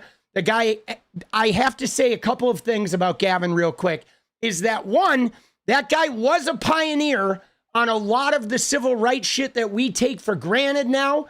And he used San Francisco to fucking accelerate what fucking became like unquestioned civil rights that we have that now Republicans are attacking. Okay, so one, he was a pioneer on a lot of like civil rights stuff, especially when it comes to LGBTQ rights and women's empowerment. But number two is that guy has risen to the occasion of not only taking on Trump in court, fighting the National Guard, helping, with cases that help Portland and Chicago fend off the National Guard, and with the shit he's done on Twitter with the press office, where he's fucking, taking away the power of Trump's tweeting. And last but not least, what he did with that redistricting thing, guys, like Texas, we're like, yeah, we're going to fuck with the House. And he immediately responded. The legislature in California immediately responded. They got that shit on the ballot and they won with like 2/3 of the vote, man. They fucking in record time responded to Texas in the most profound and powerful way. And I think we have to give him credit for that. Okay. That doesn't mean he's perfect. And we don't know what the future's going to bring. But I'm going to acknowledge like the fight that guy has done, and particularly how powerfully his response fueled what happened tonight. Okay, still, I think it's safe to say after tonight he's a front runner for 2028. It probably is. But guys, think about this, okay? Think about this, okay? And dude, I like using profanity, right? You're going to have to get fucking used to it, boss. I'm never going to stop using profanity, boss. Sorry. Fucking A. Fuck. All right. But anyway, to get back to the shit, okay? If the thing is don't underestimate the power of like Prop 50, okay? How much that energized the rest of these races tonight, okay? Because think about this, guys. Just think about this, okay? And hear me out on this, okay? If there was no Prop 50, California's election right now doesn't even matter, okay? If there was no Prop 50, if Newsom didn't respond with Prop 50, there would have been like 7 million voters in California that would have been not energized. That would have been 7 million people like not involved in the energy of this election, okay? By him energizing California and fueling California in that fight to take on Texas, to be the flagship of like, we will not let you rob us of a fair election. It energized the biggest state in the entire country to get foundationally underneath the whole election. And so that was just huge, okay? And it started even before that, guys. It started with J.B. Pritzker and Gavin Newsom having those legislators from Texas. They brought them in, they strategized with them, they decided we're partnering with you, we got your back. I mean, I can't even tell you how much like that has been a really big deal. Because guys, when I tell you, right, when I fucking tell you like the power of people being invested, this is why I tell you to go find one thing you can do in the election. The more of us that are actually in there doing it, the more energy we have to win, okay? When you show up, when you get involved, when you band together, you fucking win. And you always do, boss, right? And that was huge, dude. I'm real happy with him because I was a little down on him. You know what I'm saying? But I'm real happy with him. And it was funny. I saw something else the other day where he was saying that his son doesn't even really like Charlie Kirk.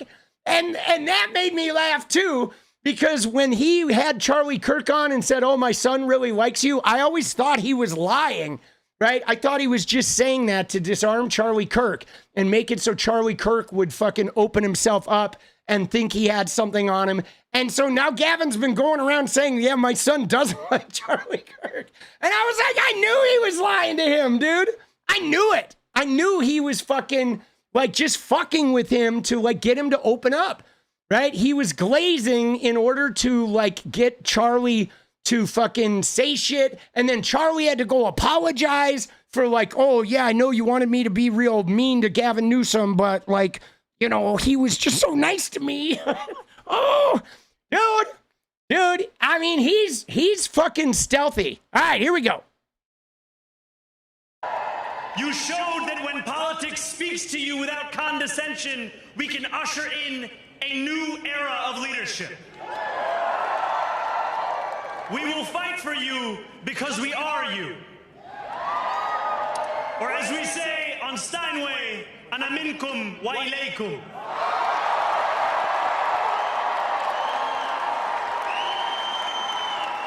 Thank you to those so often forgotten by the politics of our city who made this movement their own. I speak of Yemeni bodega owners and Mexican abuelas. Dude, let's go.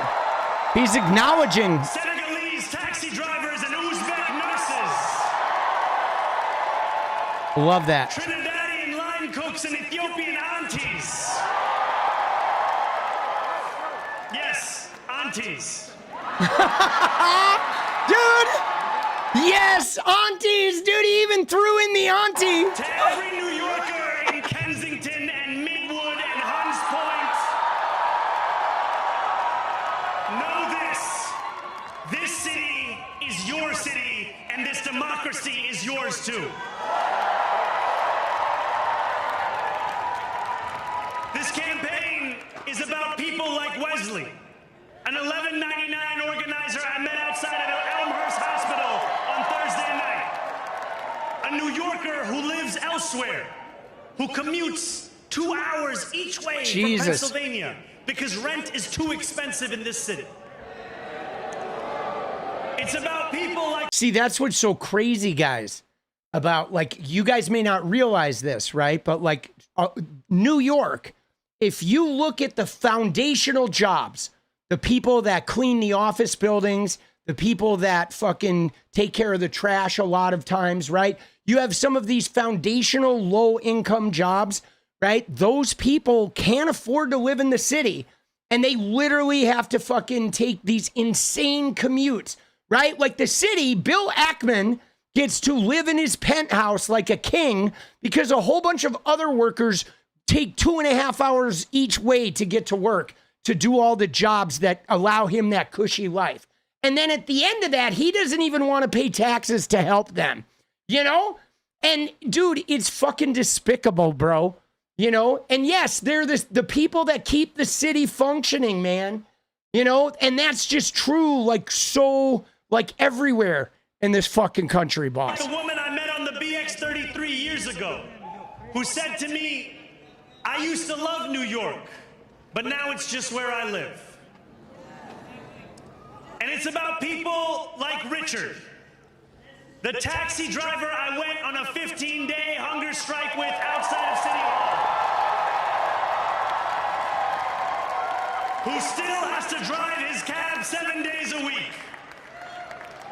My brother, we are in City Hall now. Let's go! This victory is for all of them. And it's for all of you. The more than 100,000 volunteers. It's insane. Who built this campaign into an unstoppable force. Because of you, we will make this city one that working people can love and live in again. With every door knocked, every petition signature earned, and every hard-earned conversation, you eroded the cynicism that has come to define our politics. Dude, that's it. The cynicism. Dude, I love that he says that, because it's really, guys, it's that cynicism that can get us, right? Where we feel unseen, we feel unheard, we feel unnurtured, we feel unrecognized, right? And then we get cynical, and then we think, what's the point? What's the use?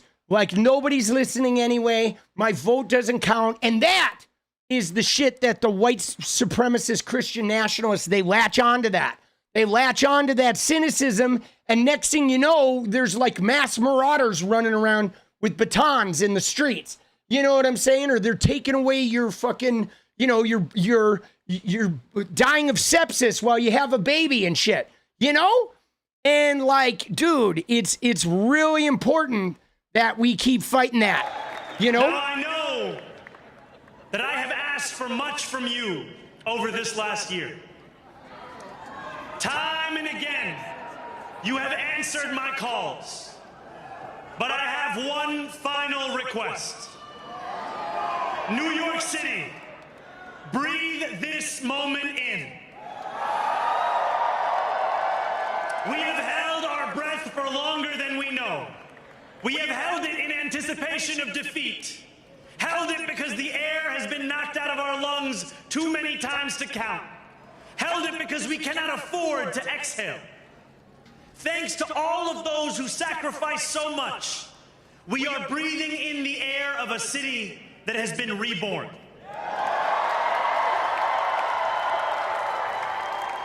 To my campaign team, who believed when no one else did, and who took an electoral project and turned it into so much more, I will never be able to express the depth of my gratitude. Dude, yeah, we got to look at that, guys. A year ago, this guy was fucking like nobody, bro. This guy was unknown. I mean, he was an assemblyman, okay? So he was part of the state legislature, but like, dude, relatively unknown. And Cuomo is a scoundrel, a scumbag, a fucking sexual harasser, an elderly killer, but he is one of the more established political dynasties in town. You know what I'm saying? I mean, this really is, guys, like an old guard, young guard sort of thing. This was like an AOC toppling. This was like, right? This was big, dude. This was big, big, big, big, big. And it couldn't have come at a better time because Donald Trump, okay, make no mistake about this, guys. You ready? Donald Trump is the end of a cycle, okay? I know that MAGA runs around saying that they're like they think the start, they talk about J.D. Vance, but Donald Trump is the end of a cycle that started with Mitch McConnell, that started in response to Bill Clinton, that started with attacks on local, state and local governments all over the country in the shadows. They fought feverishly racist while Obama was in office, and Trump is literally the end of that rebirth of racism and Christian nationalism. He's not the start of anything, guys. He's an 80-year-old man that is the end of something that's been at work in the shadows. Yeah, Newt Gingrich, exactly. These guys, it is the end of like the people that impeached Clinton, that stole the election from Gore, that plunged us into a dozen wars, crashed the fucking economy, right? You know what I mean? We're hanging nooses outside when the black man was president, and then they revived all their transphobia and hate during the pandemic, okay? But he is the end of a goddamn cycle, boss. It stops here, dude. And this is the beginning of the next shit, okay? That's getting life. Because Trump is the end. He is not the start of the MAGA movement. He is the end of 30 years of fucking toxicity in the Republican Party as they've degenerated and just gone lower and lower and lower and lower and removed all fucking sense of integrity and fucking whatever scruples they ever had. these fucking abusive, rapey, degenerate pieces of shit. And in the end, they like merged with the Cuomo dynasty, right? They merged with the billionaires, with Elon Musk and all that. But they are fucking done, bro. They are on the way out. And this new shit is coming in. And we are going to kick the shit out of these motherfuckers. And there is literally going to be no stopping us. And you need to know that. You need to get that shit in your bones, okay? Because he's the end of a cycle. And it's something to look forward to. And yeah, is it going to suck going through his shit? It is. It's going to be gnarly, but it's going to be for the better. Like sometimes you got to get your teeth knocked out in order to get your fucking house together, boss. It's just the way it is. But I'm hopeful, man. The age of Aquarius is on us. And these MAGA Christian nationalist motherfuckers, they ain't going to win, dude. Okay? The propagandists, liars, fucking hate mongers, they're not going to win, boss. They're just not. You don't have the goods, MAGA. You don't. All right? You know what I'm saying? We're fucking right. That part. Let's go, baby. Dude, let's go. Dude, that's a good speech. Dude, that one's going to be in a video, goddammit. I'm ready. I'm ready, bro. I am so supercharged, boss. Let's go. I am. You can sleep now. To my parents, Mama and Baba, you have made me into the man I am today. I am so proud to be your son. And to my incredible wife, Rama. Dude, his wife is amazing, dude. She is. Hayati, there is no one I would rather have by my side in this moment and in every moment. To every New Yorker, whether you voted for me, for one of my opponents, or felt too disappointed by politics to vote at all, thank you for the opportunity to prove myself worthy of your trust.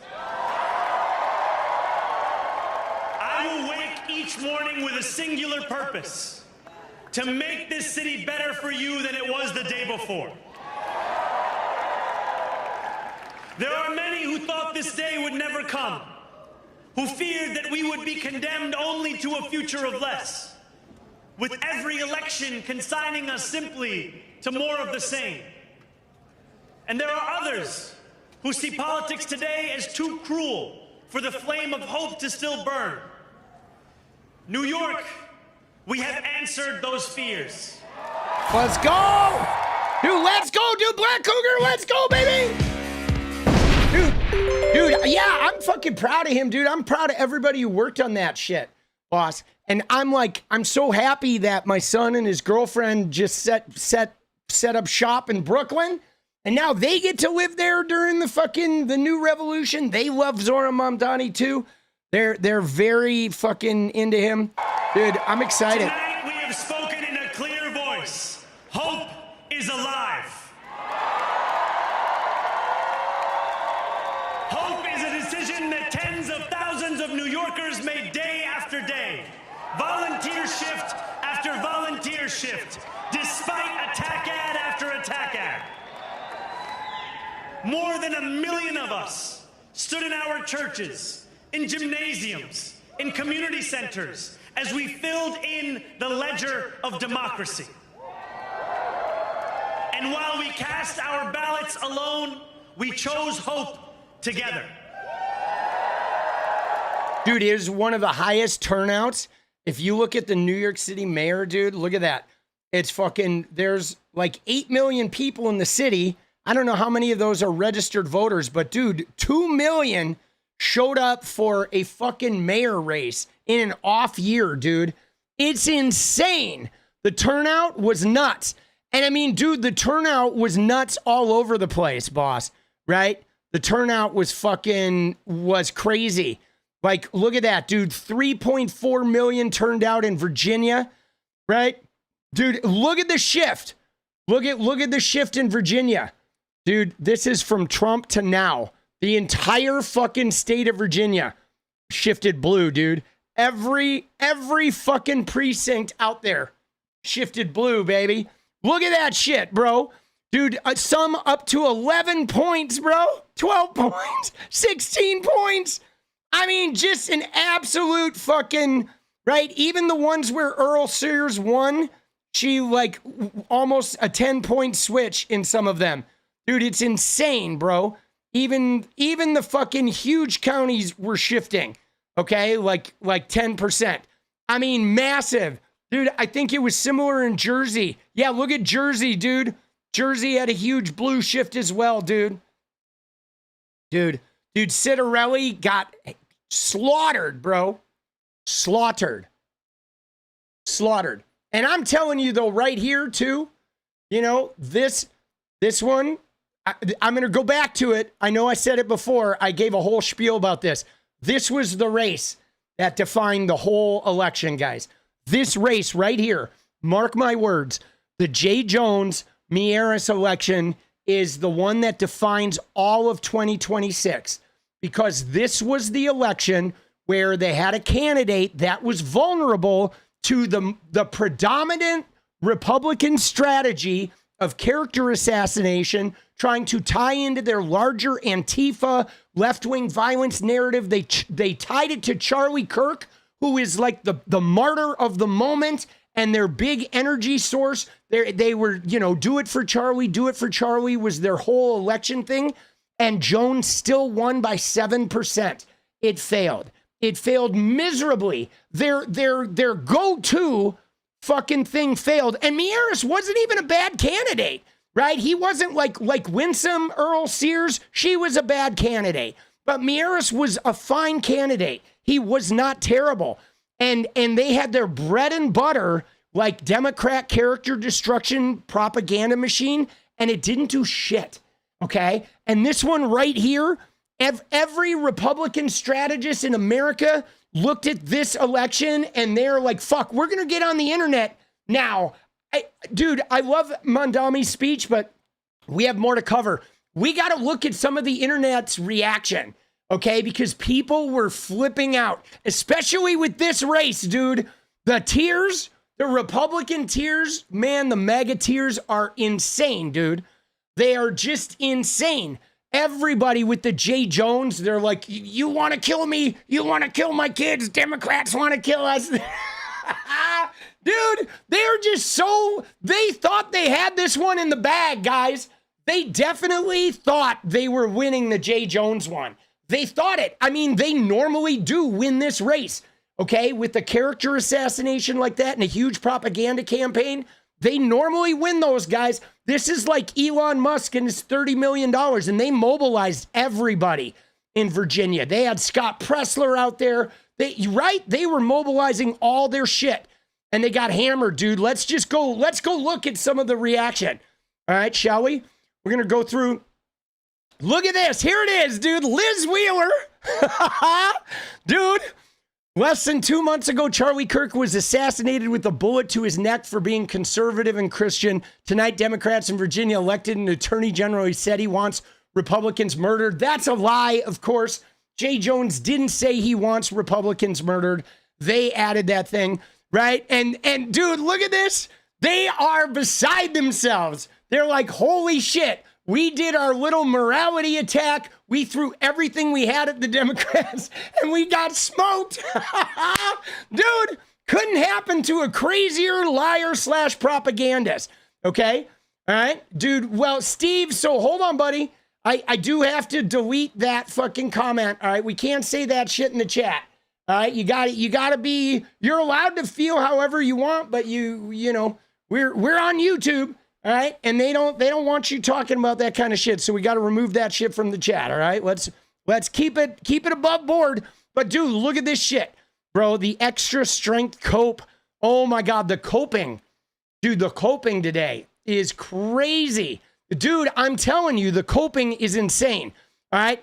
And here we go. This guy, dude, Joey Manarino saying, oh my God, New York is going to be over. New York is going to be done. Oh, no more New York. No more New Yorkie.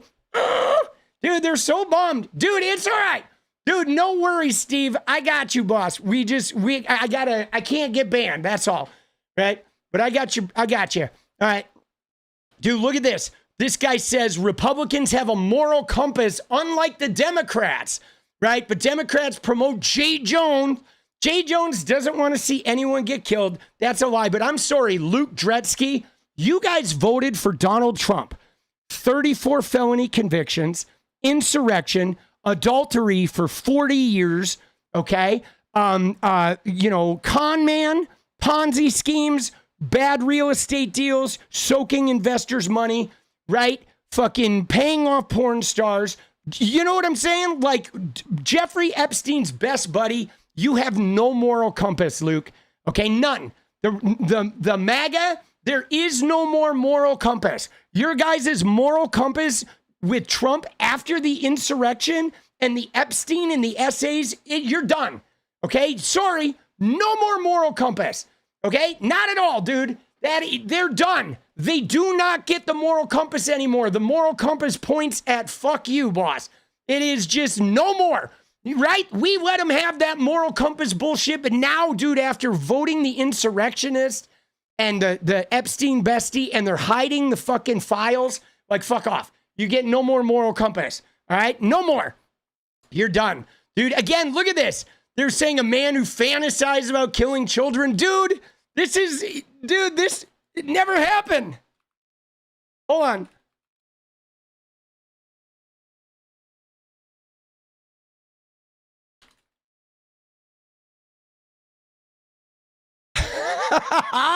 Dude, what are they talking about?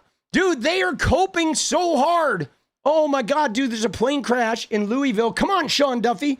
Dude, what the fuck, bro? Oh my God, dude. Dude, this is crazy. Dude, they are, look at this. The moderates, okay? Dude, the moderates voted 63% for J. Jones. And again, guys, you ready? The thing about this, why I think that J. Jones is a big one, because you see the Republican reaction. They thought they had J. Jones in the bag, guys. Okay, this is why they're all freaking out about J. Jones. Nobody really wants to kill them, and they know that. They know he didn't even say that he wanted kids dead. That's all bullshit propaganda. The reason they're freaking out is because as long as I have been alive, 56 years on this planet, the Republicans have used a very specific way of disenfranchising the integrity of their opponents, okay? They have used this specific method of digging up dirt to make their opponents look like they don't have the right integrity, while meanwhile, they have no integrity themselves. And they've gotten away for it so much, including with Trump. And today they got buried doing it. And it is going to be a shock for them, because you know why, guys? Because they don't know how to win now, guys. They don't know how to win. Their two primary ways: anti-trans culture war propaganda, that was Winsome Earl Sears, and then the character assassination tying it to some martyr figure was J. Jones, and they lost both by huge margins. So they literally don't have a strategy to win in 2026, dude. They don't know how to win, bro. They are so fucked. Dude, they are so fucked. Like, you don't even know, bro. They are, their strategy people are going to develop drug habits, I think, right now. They are so screwed, okay? They are so screwed. And look at this, dude. Nancy Mace, dude, she looks so bad, dude. She's still, like, attacking the police. Nobody cares, Nancy Mace, right? Oh, my God, look at Nick Sortor. Dude, look at this. Dude.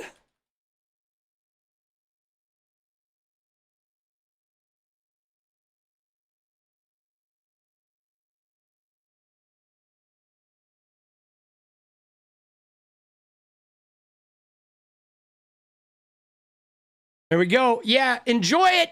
Dude, enjoy those conservative tears, baby. Oh! I'm having another rock star. Oh. All right. Yeah, no, this is crazy, dude. This was huge, dude. This was like, I'm telling you guys, there's just no way this is the best election result. Like, we won everything by margins bigger than we thought.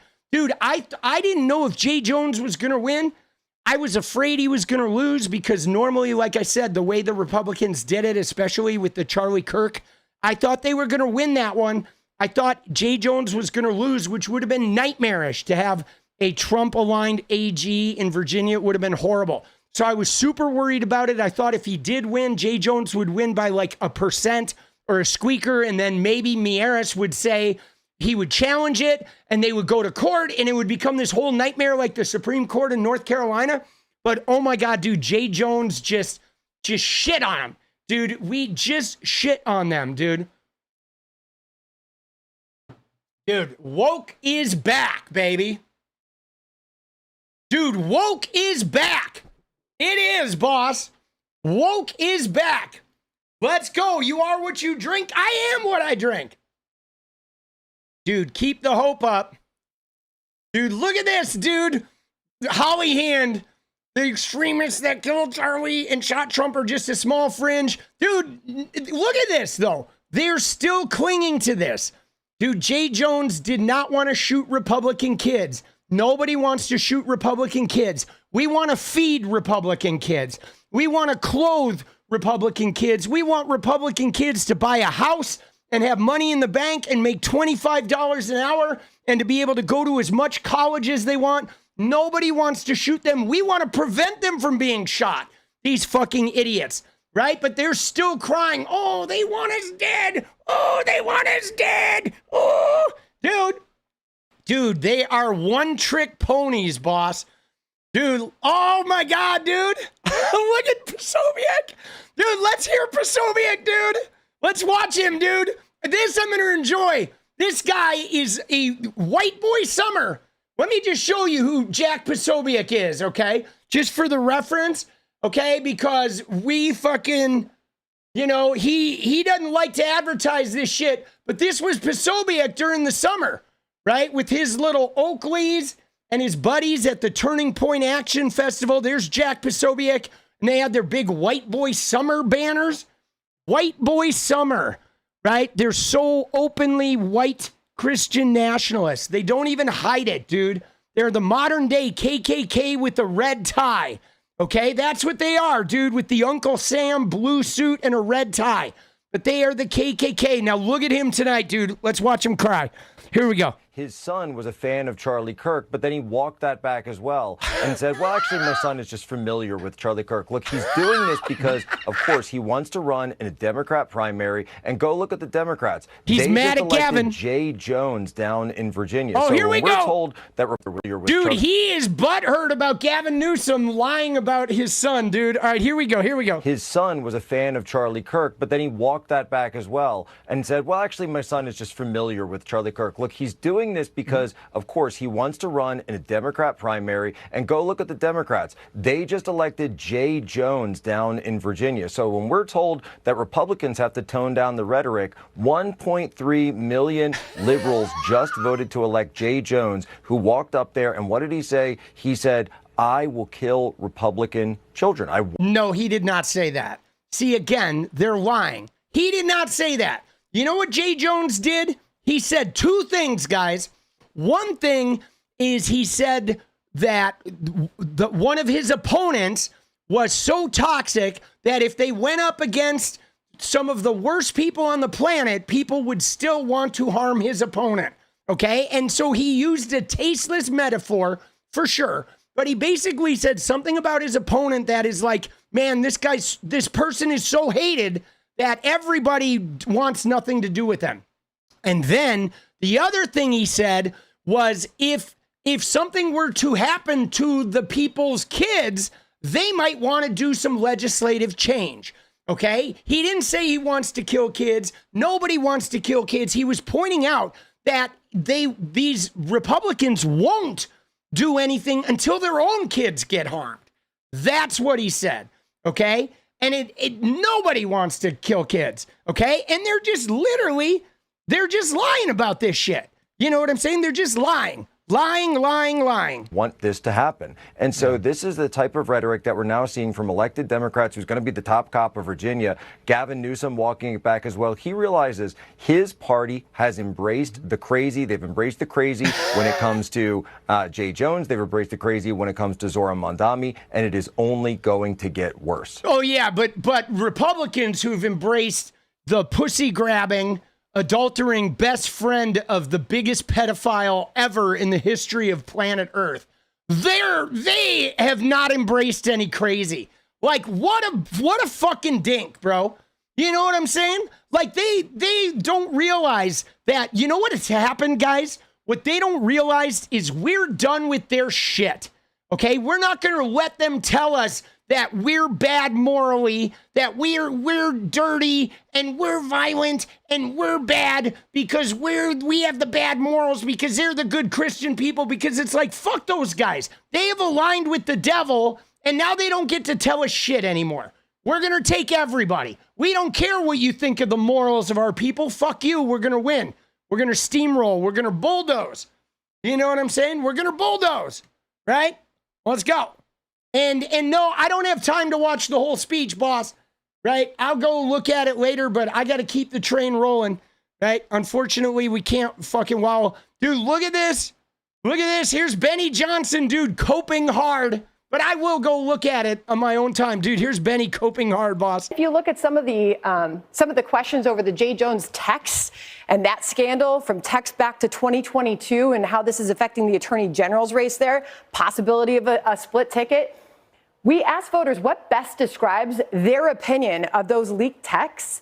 Almost half found them to be disqualifying. Yeah, those were all the Republican voters. About 1 in 4 said they were concerning, but then another 1 in 4 said they weren't concerned or they hadn't heard enough about it. So yeah, dude, I wasn't concerned about those texts at all, boss, right? I mean, what I was concerned about was the propaganda, right? I was concerned about the propaganda campaign attached to those texts, how all the Republicans were lying about them and smearing and making up shit that never really happened. That I found concerning. Dude, Benny, though, is coping, dude. Oh, my God, dude. We got to look at Benny, dude. He is coping hard, bro. Right? Look at this. Dude, right? Now they've elevated it to saying Democrats support the idea of Republicans and their children being murdered. Dude, what a clown, bro. Oh, my God. Dude, there's videos of Benny kissing fucking Mike Lee. I can't do it. Dude, oh, shit. Right? Oh, my God, dude. Dude, Benny was coping. He was coping. I did have a world-class response to him. All right? Where is it? Dude, there was one where basically it was about Virginia, where I said, dude, Benny, I was like, now that Abigail Spanberger won, the only genital checking that's going to happen in Virginia is when you take some MAGA bros to your hotel room in a TPUSA event, right? Oh, dude, they're so bummed. They are so bummed.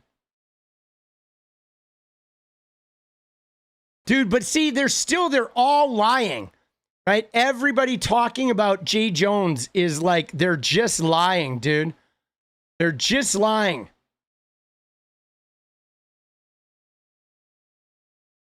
Look at the cope.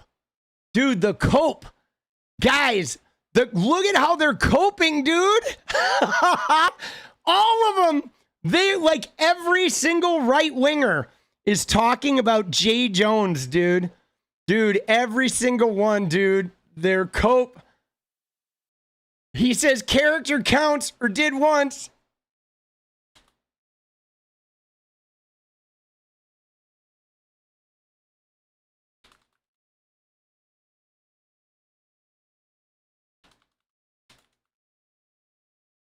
Oh, he says he voted for Kamala Harris?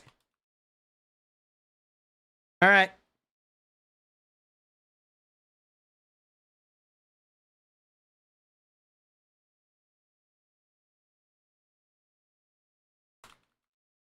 He says he voted for Kamala Harris, but he says he's a concerned Republican. Dude, I'm telling you guys, you know what I'm saying? The thing about this is no more, right? I'm seriously, I'm over the character thing, boss. I don't even care, bro. I'm like, they don't get to say character anymore. And yeah, they are lying about what he said, right? The whole thing, they're lying about what he said, all right?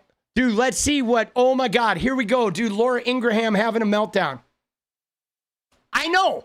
Dude, they're not bothered by Trump firing missiles into fishing boats. They're not bothered by ICE, shooting people on the streets in masks, right? They're not bothered by cutting off USAID and killing impoverished people worldwide, right? They're not, put off by women dying of sepsis. Okay, they're not put off by transgender people being killed en masse with their fucking, garish legislation and the president and their overall campaign against trans people. So, give me a fucking break with your claims of morality. Nah. And the key theme of all these races tonight is that in them, we do see, in my view, the future of the Democrat Party. Because no matter what the results are tonight, we know it is now in the hands of the squad. This is AOC's party, which, by the way, you might recall I predicted would be the case back in 2019. Yeah, that's your worst nightmare, too, Laura Ingraham, because she's actually a real power source and not just a bootlicker. And by extension, tonight, it's Zohran Mamdani's party, it's Jay Jones's party, and it's Omar Fateh's party. A communist born in Uganda, a lunatic with a murder fetish, and she called Jay Jones a lunatic with a murder fetish. Socialist who wants to reimagine policing. Isn't that great? They're all favored to win. But even if they somehow don't, their influence will continue. There is something special in this room tonight. That's right, dude. Ingraham, get over it, dude. Dude, look at them, though. They are all just piling in, dude. They're all just piling in. Oh, shit. Look at this. Dude, look at this, dude. This is 𝗙𝗟𝗍𝒻, guys. You ready? Yeah, I didn't think Omar Fateh was favored to win Craigo either. She's propaganda till the end. But look at this, guys. This is 𝗙𝗟𝗍𝒻. This is the girl. This is Fingergate. Okay? You remember Fingergate? I made a video on it. There was a young Republican woman who went to a TPUSA conference and got fingered in a hotel lobby in front of a bunch of kids and families. That was 𝗙𝗟𝗍𝒻. Okay, she's Fingergater. Okay, but look at what she says. She says Matt Walsh is right. 90% of the people attacking me now are other Republicans. We waste all our time fighting each other while the other side literally wants us dead. No, they don't. We just lost New Jersey, Virginia, and New York City because we're too busy going after our own. Instead of focusing on the real enemy, it's time to drop the ego wars and cancel culture nonsense. That's the left's game. We either unite and win or stay divided and lose everything. And guys, we've done it, bro. We're going to keep the pressure up. This is the work we've been doing, guys. These are the videos we've been making to sow this discord. Dude, I have made 30 videos on Emily Saves America, the other female influencers, Turning Point USA, Charlie Kirk, Erica, Candace Owens. This is the fracture, guys. It's happening. It's here. And so we need to flood the zone, dude. I am going to watch Candace Owens. I am going to sow the discord with Erica. I'm doing it all because they are very split, right? Donald Trump is at the end. They barely had enough to win, dude. They almost didn't win, dude. It was like a miracle they won, but now they're fucked, bro. They are fucked, dude. They are so screwed, right? They are so hosed, bro. And they're just attacking each other, dude.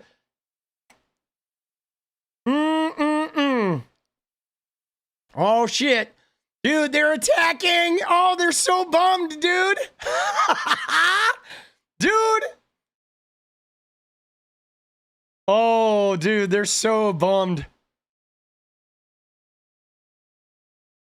Dude, look at that. Dude, he fantasizes about killing people. No, he does not. Dude, no, he does not, dude. Oh my God, dude. We're going to need to have some serious conversations. Dude, she's going to get fingered twice in the hotel lobby next time, right? Oh my God, dude. Looking like a Democrat win, dude. The Democrats are winning everything, bro. Oh, shit. Dude, they're crying, boss. Dude, so what's funny about this is they kept saying how Mamdani is on the thing twice, but so is 𝗙ص, okay? And so was Donald Trump. Donald Trump was on the ballot twice in New York City, too. In New York City, if you are part of two parties, you appear on the ballot with both parties, okay? And it's always been like that, right? They're so ignorant. Dude, let's go Seattle Jen. It's exactly what you've been saying. I'm not as witty, but I'll work to do the same. We needed this. We did need this. And thank you, Seattle Jen. And I've seen you in chat. I know you've been like, you know, you're grappling with some like belief and shit, but know that you're not alone. All right. Like we're all there. Right. And so if you go through a down period, we got you. We will hold you up until you believe again. You know what I'm saying? But yeah, tonight was big. Tonight, if you're people, like some people don't do as good with hope, you know, not everybody is like a hope machine. Okay. I am a hope machine.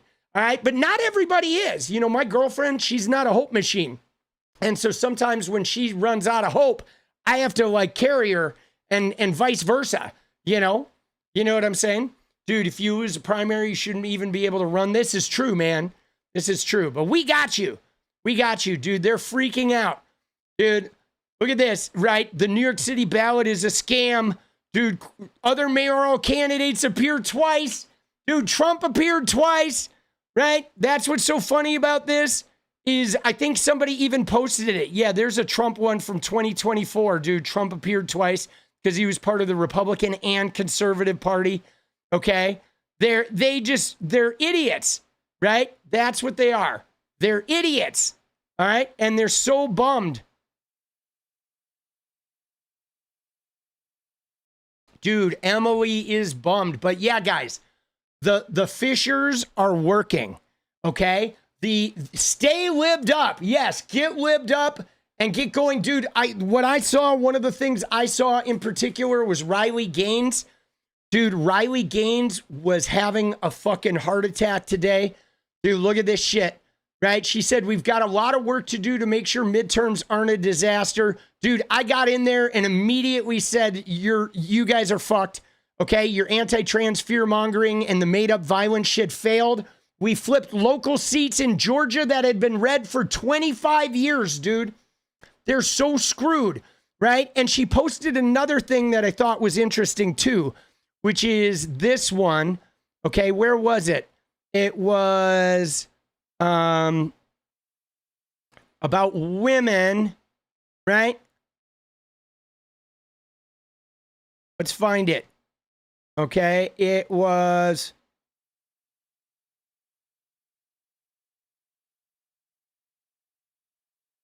this one right here, where she says both Democrat candidates for governor in New Jersey and Virginia are women, have served their country, have daughters, yet they consistently vote against measures that protect girls' and women's opportunities, privacy, and safety. Remarkable. But look at my reply, guys, okay? Because I thought my reply was good because I said they protect women from the actual dangers, which are MAGA rapist men. You voted for a MAGA rapist man, okay? It's the truth. Riley voted for a MAGA rapist man, right? You're a transphobic loser and everyone knows it. Get shit on. And then I provided a link to the MAGA kid who raped some teen girls and you know, got off with no jail time, okay? Because it's so crazy. She talks about protecting women's opportunities, privacy, and safety, but she voted for a pussy-grabbing, adultering, like, you know, total degenerate, like a guy who has zero respect for women and treats them like sex toys. And he was the best friends of the biggest pedophile and human trafficker of teen girls in the history of the world, right? And they're just like clueless about this. Like, oh, but because they're like trying to pass anti-trans legislation, they think they're protecting women, man. You know what I'm saying? Dude, yeah, dude, I am on their asses. Can I just tell you? And I'm going to remain on their asses, guys. I'm going to remain on their asses like eternally. Okay? Eternally, boss. Like we are going in, okay? Oh my God, dude. This is so crazy. Right? Because they have 𝗙𝗏𝗏𝗧𝗏𝗏's wife is wearing one of those shirts, bro. Look at what he says. Waiting for Benny Johnson and Riley Gaines to go after 𝗙𝗏𝗏𝗏's wife for wearing one of those shirts. Oh my God, dude. Isn't that crazy? Dude, that's wild. All right, all right, all right. Dude, what a sweep, bro. You guys, how do you guys feel? You guys feel good? I hope you guys feel good. I'm serious. We have been doing a lot of work. Okay? We've been doing a lot of work. We've been maintaining a lot of hope. We've been sowing a lot of discord inside MAGA, right? We have been doing everything we can to, exploit the fissures and the little breakup vibes inside the MAGA movement, fighting for Epstein, fighting to counter propaganda. I mean, I don't know about you guys, but I spend a significant amount of time online, like counteracting propaganda, like literally just getting in the replies of these big right-wing influencers and breaking the lies, okay, and counteracting the lies and trying to use my wit and my energy to fight their lock on sort of algorithmic superiority. And today, I feel like we really saw the fruits of our labors. Okay, we really did. And I mean, I'm not surprised we're here. Okay. I'm not surprised. Yeah, Jen, I think it's a good mission because people have said about the Twitter thing. I totally understand you quitting. And especially if you're trans and you don't want to be around the shit that's on there. You just can't take it. Totally understandable. But it's important that we not all quit. You know why? Because the reality is Twitter ends up in search replies. Okay, it does. It ends up in reply or in search results on Google and the search engines. So if all the leftists left Twitter, that means only the right-wing stuff would find its way into Google searches. And so I think it's really important that we combat that shit algorithmically and make sure that we're not letting them just control the search engine population. We got to keep fighting it. And a lot of times it feels like gnarly. And if your mental health can't take it, don't go in there. Don't go somewhere that's going to hurt you. But if you can take it and if you can handle the gunk of it, then I say stay in, stay fighting, and stay like correcting their shit. Because it really does help. Because I've said this before, guys, they can't control algorithms. Okay, they can't. They can control like how the algorithms start and how the algorithms are sculpted, but the algorithms grow by the users, okay? And you can insert yourself in there and you can correct their lies and it changes the algorithm. It takes their lies away, man. It really does. Like we can shape algorithms, but only if we're inside and using them too. All right. And I know this. I'm like an algorithm fucking junkie, dude. I am. I use these things. I interface with them all the time. It's like I'm obsessive about it. But you really have a lot of control. You really do, right? If you get in there, right? It's hard though. It's gunky. Because I mean, I go in on the For You page on Twitter, and dude, my For You page is nasty, bro. It is like the worst right-wing shit out there. It is so bad. But I get in there and I just throw down. I'm like, fuck it. Fuck it. Dude, I get in the muck, bro. I spend a lot of time in that nasty world. Fighting it, dude. Yeah, man. Oh, shit. Right? Dude, it's crazy. Dude, he won. Look at this. Let's see what Trump and MAGA is trending. Dude, major breaking. Prop 50 has passed. Trump and MAGA have been forcefully rejected. The blue tsunami is complete. It sure is, dude. Look at this, dude. Look at the fucking Gen Z voters lined up at UC San Diego, which is crazy because they're always showing like the Charlie Kirk rallies, but look at all those voters lined up in San Diego, boss. Holy shit, dude. Lined up to vote at UC San Diego. Look at that. I see a lot of Hispanic people in that line too, man, that are fucking pissed off about masked marauders. I'm telling you guys. Oh my God, dude. I'm telling you. Republicans, they should have never come for civil rights, guys. They shouldn't have. They got all high on their own supply of Christian nationalism, right? But you start taking away civil rights, you're going to get fucking burned, man. You are going to get burned, dude. The hubris of these guys. All right. Again, I got to be careful, though, because scrolling around on Twitter is very dangerous. Can we just look at Tim Pool, guys? Okay? Because Tim Pool, dude. So Tim Pool fucking had a meltdown today over, guess what? Jay Jones, right? Tim Pool, Jay Jones, dude. But, like, watch this, okay? Because I got in here, too. All right? But where is it? Where is this tweet? Look at this. The new AG of Virginia's policy is literally kill conservatives and their children. It's like, no, it's not. But look what I said, dude. I said, oh, whoops, that was the 𝗙𝗍𝗄𝗎 one. Let me find the other one. It's this one. All right, the election of Jay Jones is a direct threat to every right-leaning person in the state and surrounded areas. And I said, how many Civil War tweets do you think Tim will do tonight? Dude, oh my God. Because let me just show you, okay? There is a thing of Tim Pool. Look at this. This is Tim Pool and his calls for civil war. These are a bunch of his tweets in like 1 year. This is how you get a civil war. You're in a cold civil war. The nation wants civil war. You are in a civil war. Civil war is here. Civil war. Let's talk about real civil war. This is already out of control. You are in a civil war.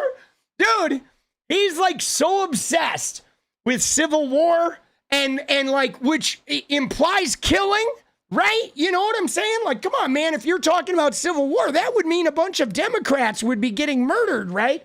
Would be dying in this civil war, right? Because clearly a civil war is not like us going and playing each other in horse on the basketball court, right? So he is like freaking out, you know, about Jay Jones. But like, homie, are you like, Timmy, are you okay? I know you got a bald head under that hat, but are you feeling okay? Because realistically, bro, you're like spending a lot of time being obsessed with civil war and all the killing that would happen with that. But all of a sudden, you got this Jay Jones thing where you're like, wow, this is a direct threat. Like now the guy who tweets about civil war every 20 minutes is worried about the threat to all the right-leaning people in the Virginia area. Isn't that interesting how it works? Isn't that interesting? Now, I did have a pretty good response to him, right? Which I'll show you right here where I said, because Tim Pool was so upset about this, guys, that he decided to make a major change, dude. There it is. Dude, Tim Pool was so mad about Jay Jones winning, he decided to change up his look. Dude, that's his new Tim Pool hairpiece. You like it? Dude, I did that work myself, bro. Isn't that nice? Dude, there it is, boss. He's so upset about Jay Jones that he decided to go all in, bro. Dude, let's go. You like that? Dude, my Photoshop skills are on point, boss. Oh, man. Dude. Now, if you really want to see what he looks like, for those of you who don't know, I guess I have to fucking find it up here. Here's what he really looks like. There he is. There's Tim Pool. Right? That's him. This is why he never takes his hat off, in case you were wondering.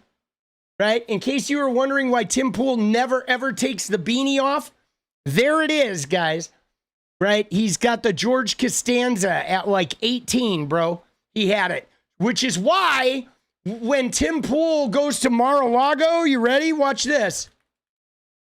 I mean, I don't know why he just doesn't get over it. But look at him at Mar-a-Lago, boss. Look at this shit, dude. Isn't that insane? Dude, look at that. And I mean, you can see Emma and Sam are thinking what we're all thinking. Like, really? Dude, you go to Mar-a-Lago, you're in a suit. It's like 90 degrees in the summer in Florida, and he's wearing the fucking beanie, bro. Like, dude, Timmy, bro, really? Is the bald head like that big of a deal? 90 degrees in the summer heat, you're in your suit. Do you wear the beanie when you're like fornicating with your woman? Like, what are you doing, bro? At what point do we simply say, like, enough is enough, bro? Like, seriously, let's just take the hat off for a month, right? Just for a month and see if maybe you tweet. And maybe the obsession, right? Maybe the obsession of, like, you know what I'm saying? Dude, maybe the obsession, the Civil War tweets, and maybe the obsession with Jay Jones and all that, and the political whatever chaos, maybe it's related to that bald head, bro. Right? Maybe you just need to, like be better about your own head, right? Maybe that's the ticket, boss. I don't know, dude. But there we go, dude. Oh my God, dude. Let's go. Dude, remember this, guys. Virginia governor was a flip. Okay? Don't forget that. The Virginia governor was a flip. Okay? And of course, one other thing I want to show you is this thing right here. Of course, this is, I know I don't support AI, but I thought this one was pretty good, dude. Right? The Zoran, Your Tears. That one's good. Good use of AI. I approve. All right. I'm not a huge fan of the AI, but this right here is big. Right here, dude. Look at this. Okay. 2 public service commission seats in Georgia. These seats have been red for 25 years, guys. They have been red for 25 years. You have to go back to the Clinton administration for the last time that these public service commission seats were not red. And both of them flipped in Georgia. Local, that's big. Local, guys, that's where Republicans have been killing us, is local. Right? It's big, dude. Tonight was big. The Iowa special elections, I mean, dude, a lot of shit is fucking going our way, boss. They are in deep trouble. And I do want to look at this, all right, right here, right? Because 𝗏𝗏𝗪𝗏, we talked about this a few minutes ago, but we're going to end here and then I'm going to go dance party where it says, of course, the risk of doing radical mid-decade gerrymandering for Republicans in midterms always was that they weakened a lot of formerly safe Republican districts by moving our voters into Dem districts, which would backfire spectacularly if you have a blue wave scenario. And this is the thing, guys, is now after tonight with the 15-point wins, with the Jay Jones wins, right, with those public commissioner seats flipping, they know if they redistrict for the House to add seats in Texas, sure, we got California's going to do it, but if they do more of it, we're going to take some of their red districts away from them. We are. And I mean, it's going to kind of suck because that's going to mean candidates like 𝗙𝗪𝗏 and shit. It will. It'll suck because some of them are going to be moderates. They're going to be purple district candidates. But I would rather have 𝗙𝗪𝗏 than a Republican all day long, okay? Especially controlling the House and being able to investigate Epstein and Trump and ICE and fucking the cabinet. All of that shit would be huge. If we win the House next year, Trump's entire legislative agenda dies, okay? It's done.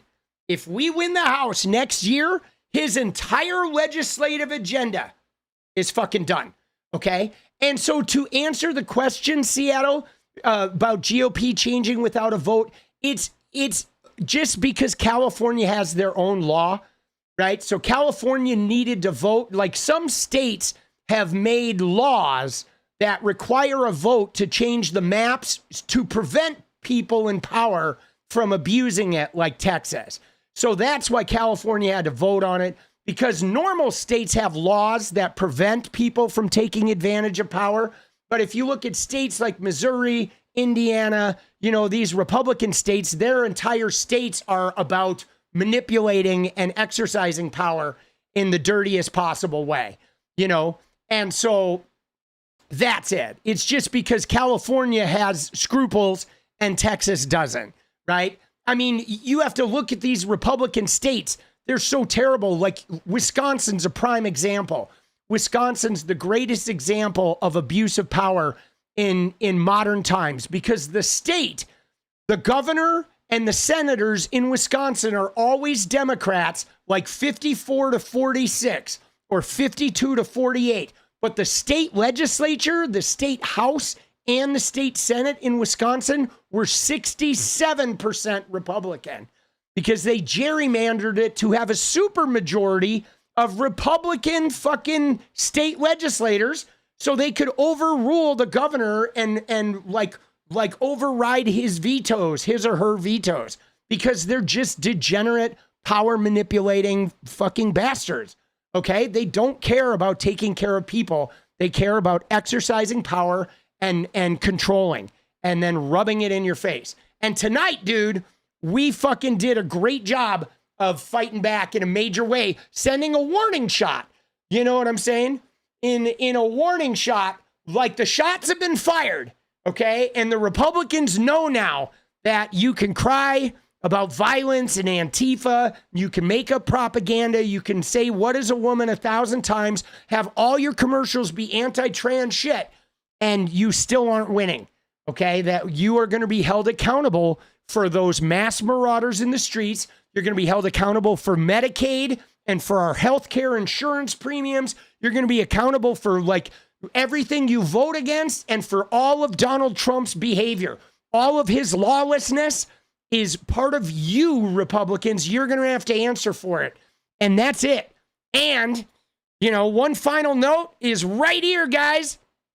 Two things. One, this was a mandate. Today was a fucking mandate. Let's go. Mandate, huge mandate. Every fucking vote was a mandate. 15 points, 20 points, 30 points. Mandate, massive mandate. And last but not least, guys, you know, the thing right here, dude, woke is so back. All right. Let me just say, dude, woke is so back. Oh, dude, let's go, baby. Let's go. And yes, by mandate, I'm not talking about Benny Johnson's proclivities. I'm talking about the other kind of mandate. Are you guys ready? We got a double dance party, guys. We had fucking crazy. Thank you guys for the support tonight. Huge election. Appreciate it. A lot of work to do, guys. I'm going to try to increase the level of content. I'm going to get libbed up, and I'm going to try and increase the level of content. Dude, your human and energy is contagious. I know I've said it before, but thank you. You are welcome. And thank you, guys. All right, just so you know, I know my humor and energy, I know it can be contagious, but also, guys, know that it's powered by you guys. Okay, so if you guys don't show up and like without your support, I wouldn't have as much contagious energy and that humor. Like I get it from you guys.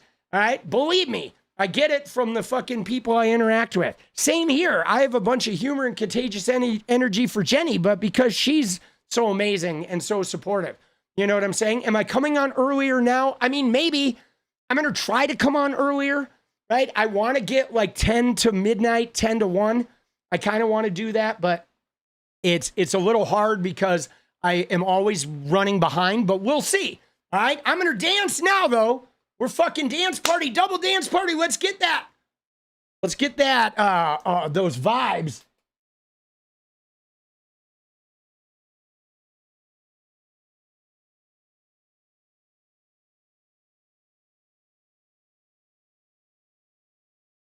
Go.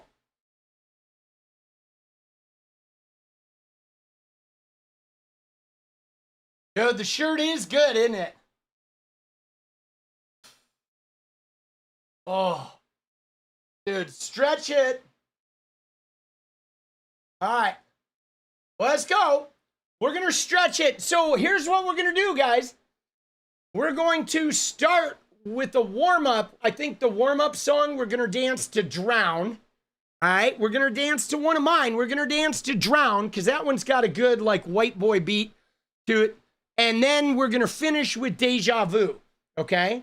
So we're gonna start it off with something chill since we have the double song going.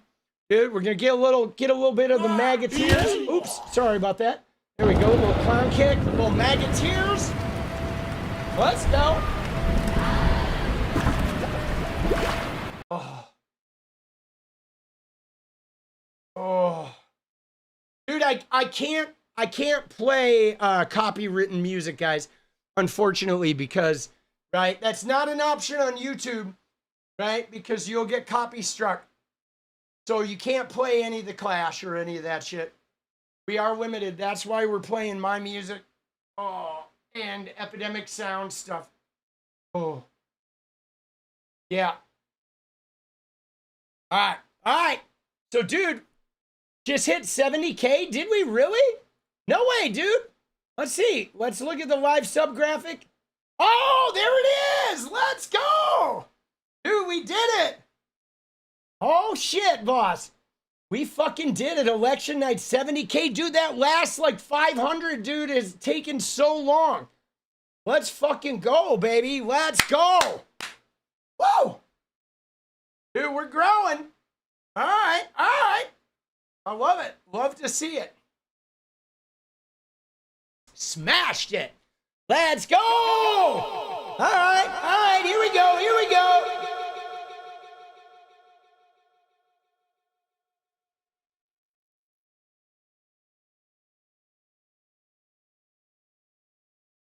All right. Dude, let's go, dude. Toku, thank you, boss. Congrats on the 70K, bud. Appreciate that. Let's go. Whoa! All right, here we go. We're starting with a little warm-up. A little bit of the Drown warm-up. All right, let's get it.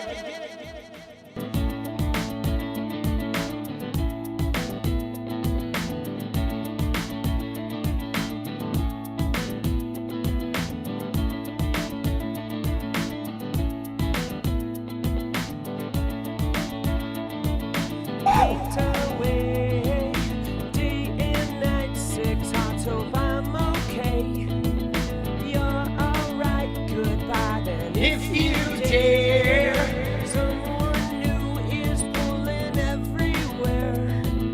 I'm afraid to let the nothing is what I say. I feel far away. Woo! Nothing is what I think. I will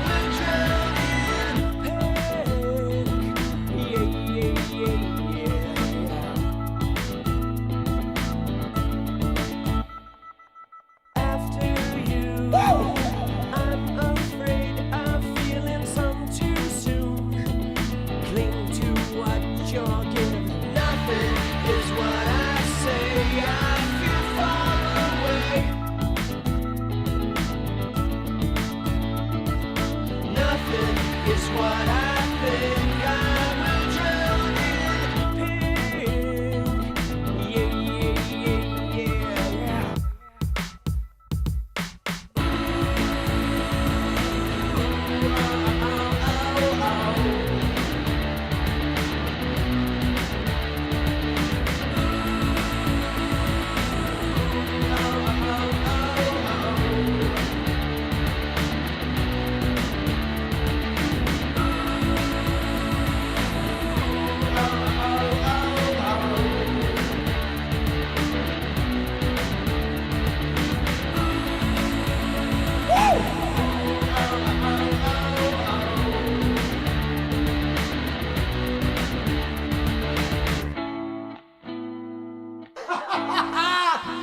Let's go! Paint away, day and night, 6 hearts, hope I'm okay.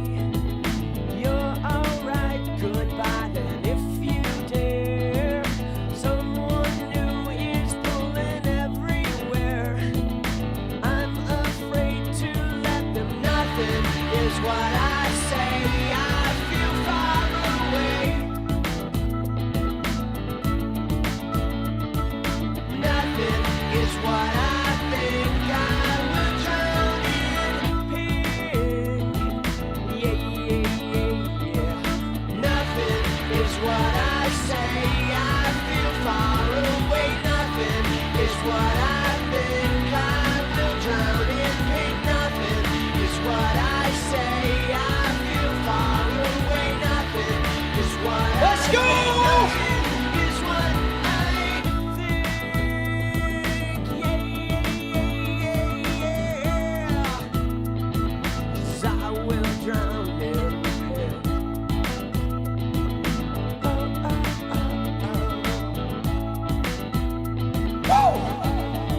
Let's go!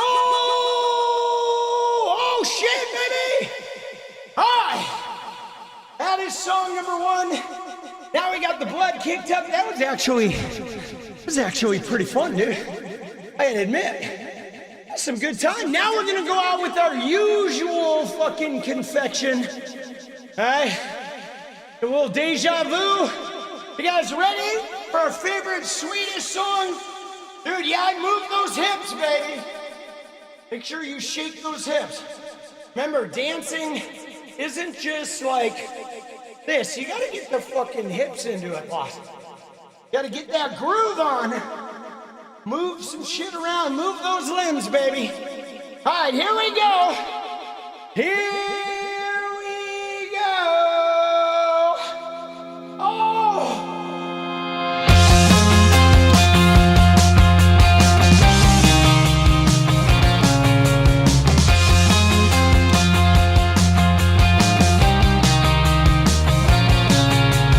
Got a lot of choices. I got a lot of ways that I can go. I hear a lot of voices. They have a lot to say, but I don't know. I've been here before. Yeah, I do recognize the tiny nose. There's marble floor, and I don't need my eyes to see what lies behind that wooden door. A little deja vu, I'm gonna get it right. A little time with you, and I can see it light. Things will turn out okay. Everything lately, I'm feeling so familiar. Coming on greatly, this feeling like a million. I've been here before, yeah, I do recognize the talent of this marble floor, and I don't need my eyes to see what lies behind that wooden door. A little deja vu, I'm gonna get it right. A little time with you, and I can see it light. A little deja vu, I'm gonna get it right. A little time with you, and I can see it light. Things will turn out okay. Whoa! I'm coming Let's up go, slowly. baby! This Oh, yeah. feeling that I Dude, I'm have feeling it, now, man. almost a bit holy. You know Here we that go. I will make it out somehow. A little deja vu, I'm gonna get it right. A little time with you, and I can see it light. A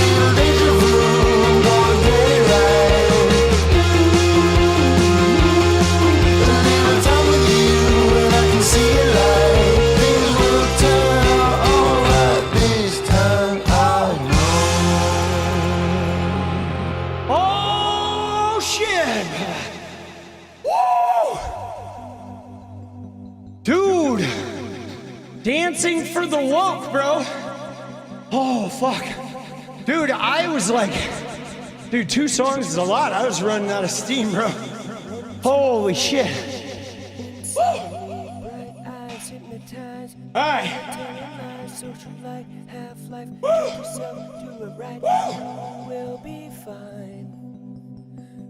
All right, guys. This is where I tap out. I'm gonna go make some videos. Again, dude, woke is back. Fuck MAGA.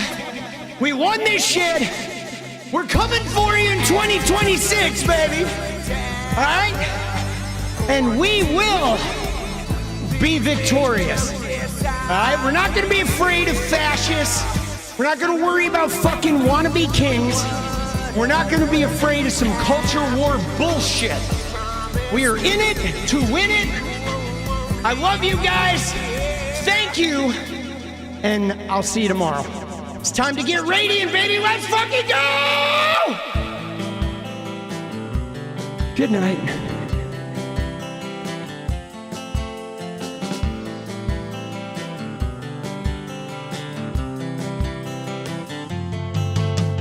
Hey, I just want to change the world. I just want the perfect girl. I don't want to hang around, I'd rather be found. It gets better, I wonder, my pleasure together. Everyone's waiting, anticipating.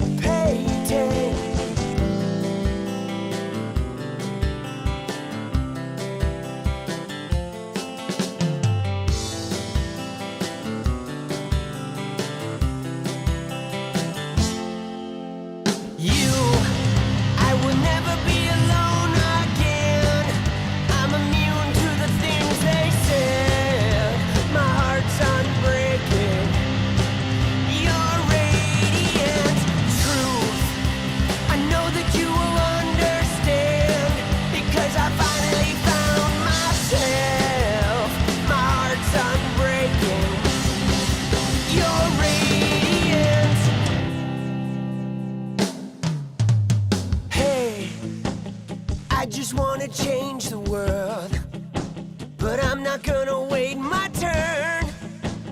I don't ever want to come down, I'd rather be found.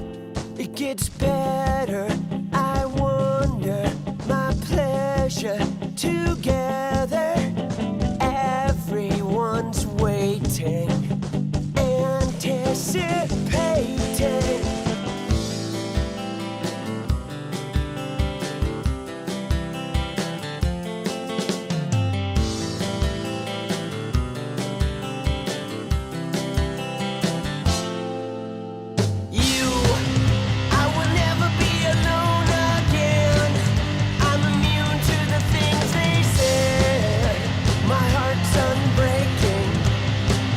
You're radiant, true.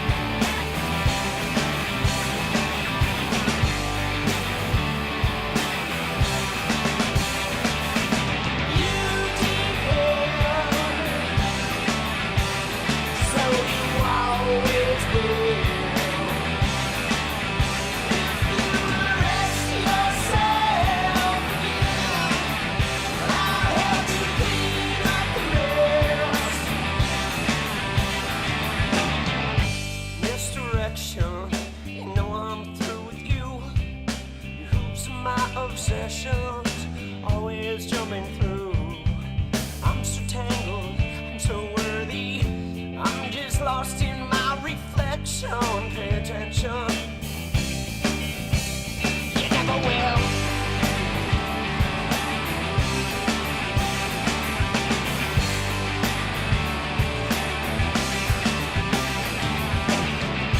I will overanalyze and fall victim